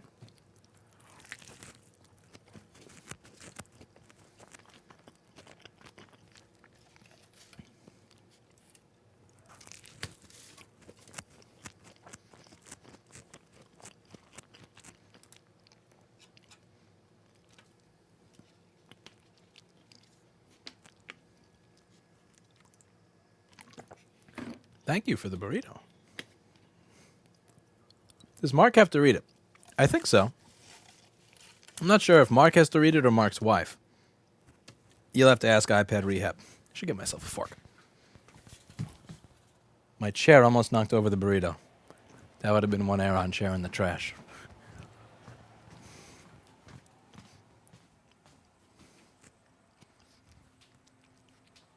Come on, get me a fascinating fork.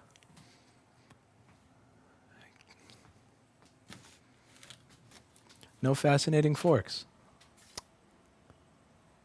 Fascinating fork. I'll settle for a fascinating spoon. Don't make me use a flathead. I will use a flathead screwdriver if necessary. I used to do that. I used to buy from this place called Energy Kitchen. Such a piece of shit.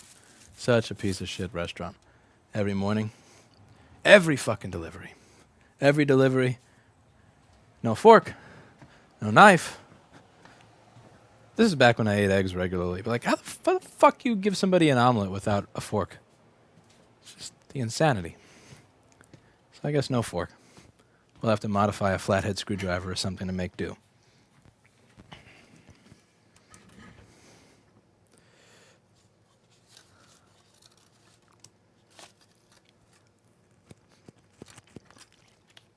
How long time-wise is your profile for Reflow Tin?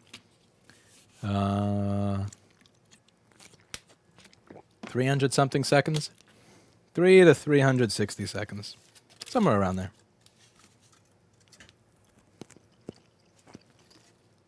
This isn't...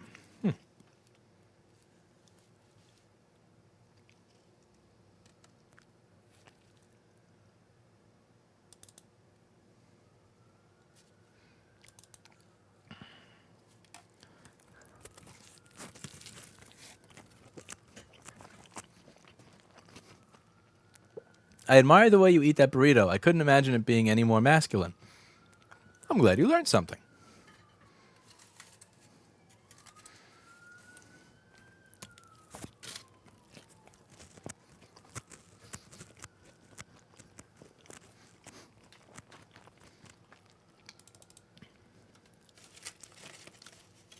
Nah.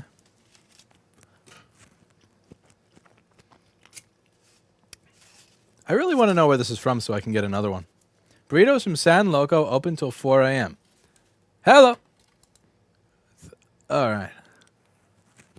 I'm going to go there and buy 2 more because I'm incredibly hungry. Open until 4 a.m. What type of burrito was this? This is the part where you trick me and you tell me that there was like a cow in there or something. Because I was so hungry that honestly, I probably wouldn't have noticed. You would have got me. You would have got me. Oh, man. Excellent burrito. San Loco. Must Google that. All right. I'm sorry, Jessa. I did my best. I really, really tried. I can't read that whole fucking book. I can't. That is just not happening. So, time to get out of here. Actually, where did I put the book? Huh. I didn't put it down here. It's not over here. Or there. Or here. Ah, here we go. Got to bookmark the page. Maybe we'll pick off where we left off.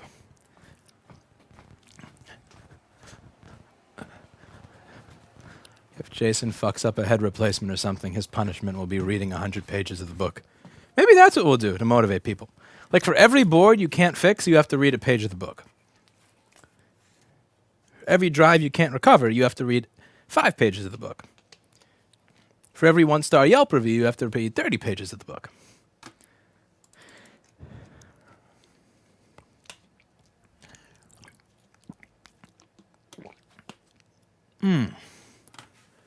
All right, time to get out of here. And as always, I hope you learned something.